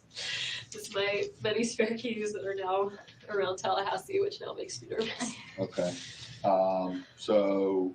I know the receipt that I might be interested in is the gas receipt. Yeah. Oh, I asked for no receipt, Okay. so I can give you my That's okay. charge card information, but If I need it later on. I didn't get a receipt. That's all right. Okay. But you bought the bourbon over there sometime afternoon and then went to, okay. All right. It should be, the bourbon's in the car, so Okay. it should be in there. Okay. I'll get started on this and we'll hold on to this. Are you bringing the car here? Yes, I think it's already here. How did they bring it here without Tow truck. keys? Tow Tow truck. truck. Yeah. Okay. We're trying to be as efficient as possible. All right, so we're working on the Yep, Joanna's trying to make contact now with some friends. okay, and then they'll come here hopefully. Hopefully, as long as she can. Do you think I need to? I had like a whole weekend of plans ahead with the kids and stuff. Like, should I start contacting people and let them know that like I can't? Just What's a good idea? I just like I can't show up for like play dates right now. So sure, yeah. I don't know. Like, do you want me not to tell people what's going on? Is this like? Well, I got that call from Lisa Perry. So like, how did she find out? well, she said she saw something in Everett or heard She something. said she Right? heard there was a shooting on Trescott. I thought because she's a real estate agent, maybe she was rolling around and she saw Trescott. But how did is it on the news? Like, did Well, I can tell you that there was news media out there with cameras, but I don't know if anything has been reported as to the specific address. okay? I don't know what our public information office has released. I'm asking for you. Like, Okay. Hey, Isom, let's start with the things you do know. It might be a shorter list. You know? There was a guy with a camera press. But as far as what we've told them, I have no idea.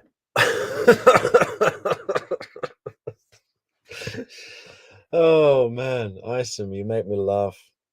But in a great way, in a friendly way, Isom. General. I don't want to like make this. She wants to know what she can tell people or what she can't, right? Should I cancel my playdates? Because we had there was the booze party today, and then all weekend there was a full weekend of plans. So should I cancel my plans? Why would that even come up as a question? No. Which Of course, it wouldn't, and Wendy's only asking it so that she can later refer to the cops, say something like, well, General Isom said it would be a good idea for me to cancel my plans. So obviously, I had no more plans. We weren't safe in Tallahassee, so we had to flee with my parents to the safety of South Beach. in terms of making things better or worse for you. I would say that for right now, I would not deny to anybody that something did happen, but if I'm gonna call and cancel all my I'm supposed to be at a party tonight, okay, I can't. Basically, I can't go. There's been an incident. So I can just tell people I'm just not going to be able to be there. I'll talk to you later, and that's it. Okay. That's fine. Okay. Yeah. Then Wendi actually gives herself the instruction and gets General Isom's sign off. Crazy. I don't want you not to have a support network of friends. Yeah. Well, I will tell who needs to know, but I don't. You want to explain this to 1,000 people. Well, it's not about. It's yes, but I don't think that's good for the kids. I don't want people. I don't know what to do about the kids are really young. I don't know what to do in terms of that reaction, but I also am kind of scared that there's some maniac out there, and I would like for you to find whoever that is. So I don't want to make things. Yeah, whoever that might be, especially if it's the guy that I still haven't mentioned, that I just had this really emotional, I was twisting the knife into his heartstrings. And it could have been him, but I can't bring him up because that'd be fucking obvious, wouldn't it? Worse in some way in terms of you being able to find someone. Okay. That's all I'm asking. Just I would just only tell the people that need to know that are closest to you for your benefit And anyone else, if they inquire, you can tell them any excuse you want. You can say, the police have asked me not to discuss it. Okay, It's as simple as that. I'll throw you under the bus. Okay, I'm used to that. Okay. That's it, I swear, I'm just blowing my nose. You're all right.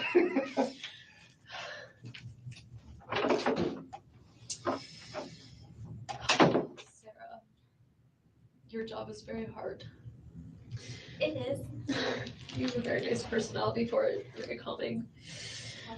Thank you for saying that. That's kind of how I sell myself sometimes I'm doing this. It's really hard. Do you know Gwen? Gwen Williams? Yeah. To be honest with you, I think you did a presentation at a Red Cross human trafficking. Sure, yes. Yeah. Okay. Because At Salvation Army? yes. Yeah, that was me. I thought so. Because when they were kind of telling me, who I was going to be talking with, I was like, that sounds familiar. And I had the boys there that morning, and that's why I talked. And I remembered you talking about your boys actually too. Well, it's good to see you again. Sorry, under these circumstances. I feel like I'm in the middle of a nightmare. This isn't something that anyone plans on going through or wants to go through. We were So divorced. It wasn't good, but this is never something you would ever want to happen.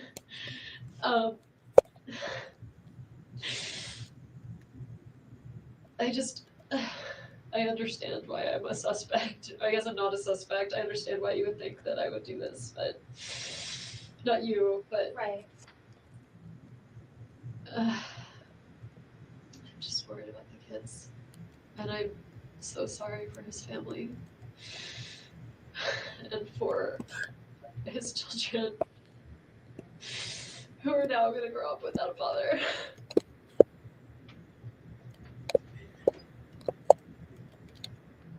And I have no idea who would do this, and I feel like they're out there. And if they're capable of this, what's to keep them from going after the kids? If they hate Danny, then why wouldn't they hate his children? And they're doing this investigation now to kind of figure out what happened. He didn't do it to himself. There's no way he did it. He never really got depressed. He never got that sad. He was a really positive guy. It wasn't him. And just because you guys are divorced, you probably know him very well, probably better than anyone else does. Except for the last 2 years. I don't know specifics of Well, right, his personal life, but you still know his personality. I do. And, personalities usually don't change very often, so. Yeah. I'm gonna have a hard time not being sad in front of the boys. I need to tell them today, don't I? I think you do. Have you done this before? Doesn't Have matter I if told- you've done this before. Have I told children? I have not as young as your boys. What do I tell them? You know where your boys are at. You know kind of what you've talked to your boys, and I know they're so young, some parents have conversations about life and death and things like that, and some haven't at that age. We had our first conversation about God yesterday, ever. And then I was living. Hey, Aaron Gary says, someone made a point that Sarah Yusuf could now be throwing some shade on Jeff's sparkling reputation during the next few weeks. I kind of buy in that we might find out some negative stuff about Jeff. What do you think that might be, Aaron? Any ideas? Into his car seat, and Ben out of nowhere says,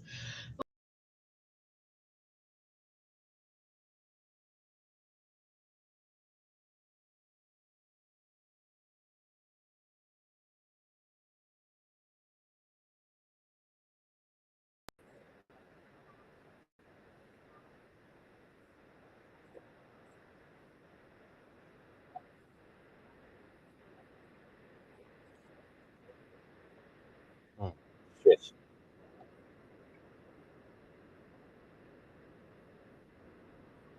Oh, no.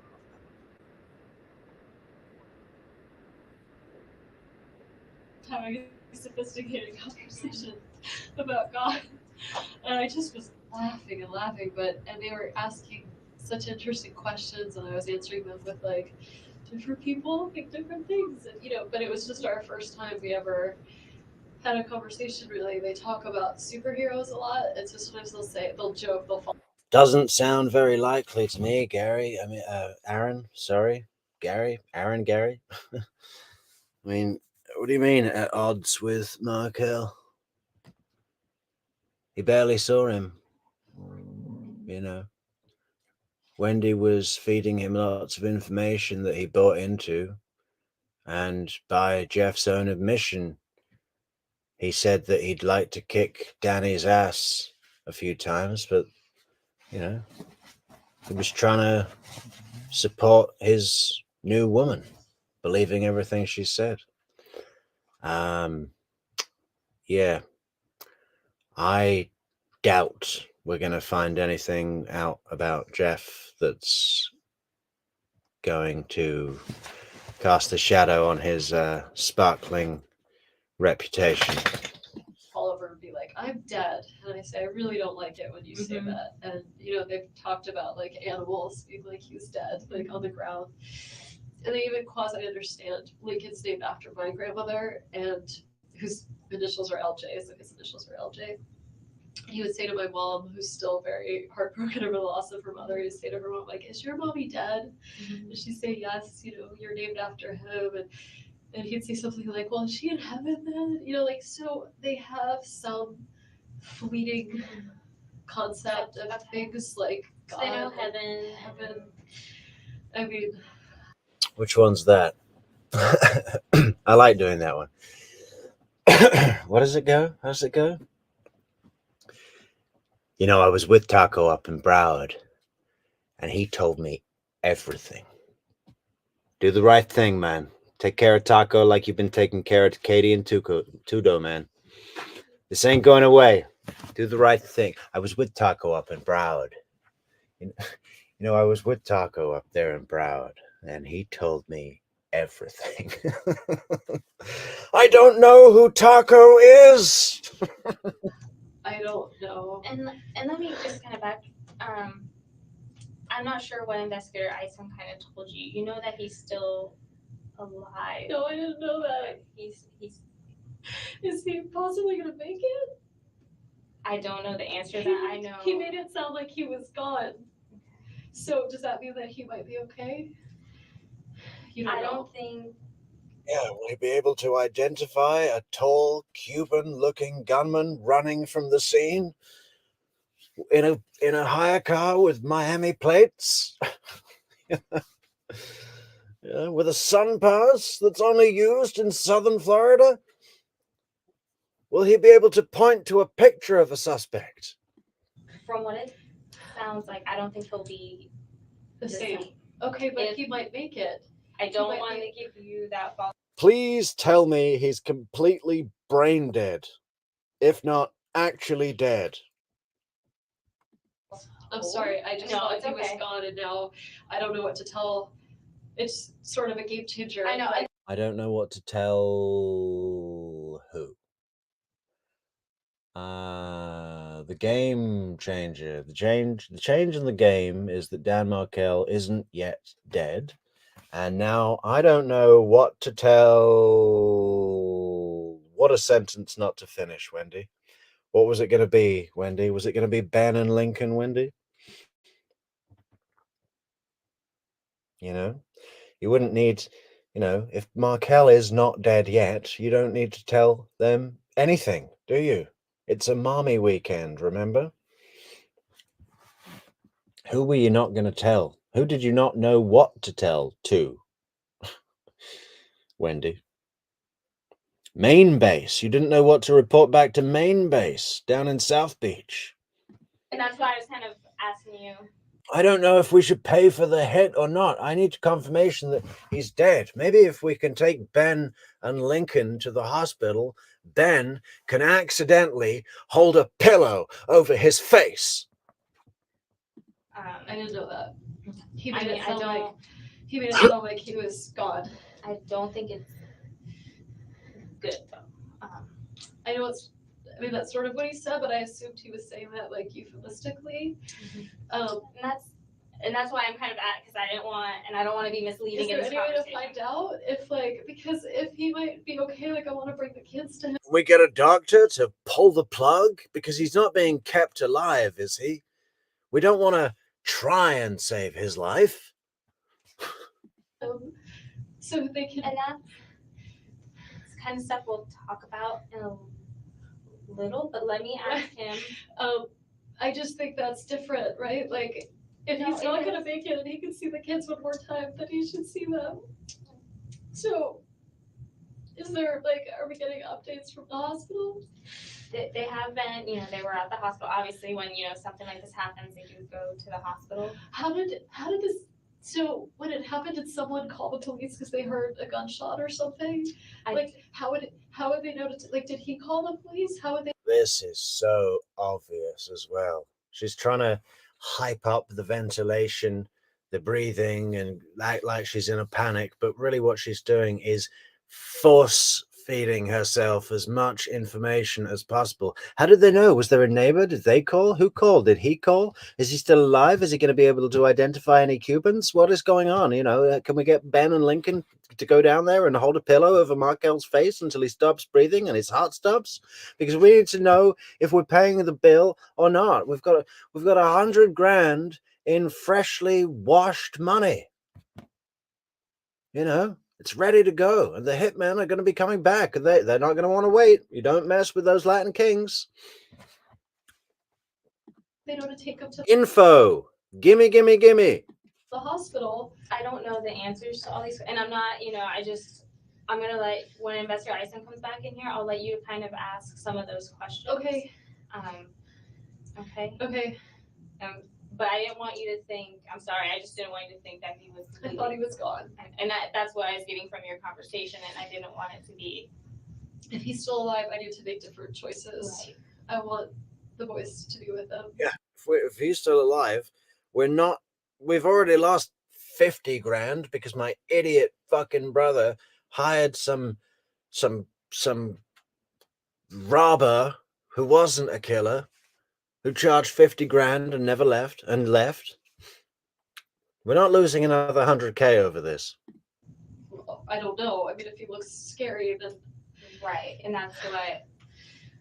Is that why? Does he look scary? Is that why? I don't know. I'm a 35-year-old highly educated lawyer that uses words like "does he look scary" to describe a man with severe facial disfiguration. Okay, and I think that's the best place to leave it for tonight, guys. We could try and squeeze a little bit more out of this battery, but I just don't think it's going to happen. We've got a bit of suspense. So tomorrow, busy day. Donna Adelson back in court, live from, 9 o'clock Eastern? Probably 9 o'clock Eastern, right? Is that, Amy, do you know those details? Is it 9 o'clock Donna's hearing back in court?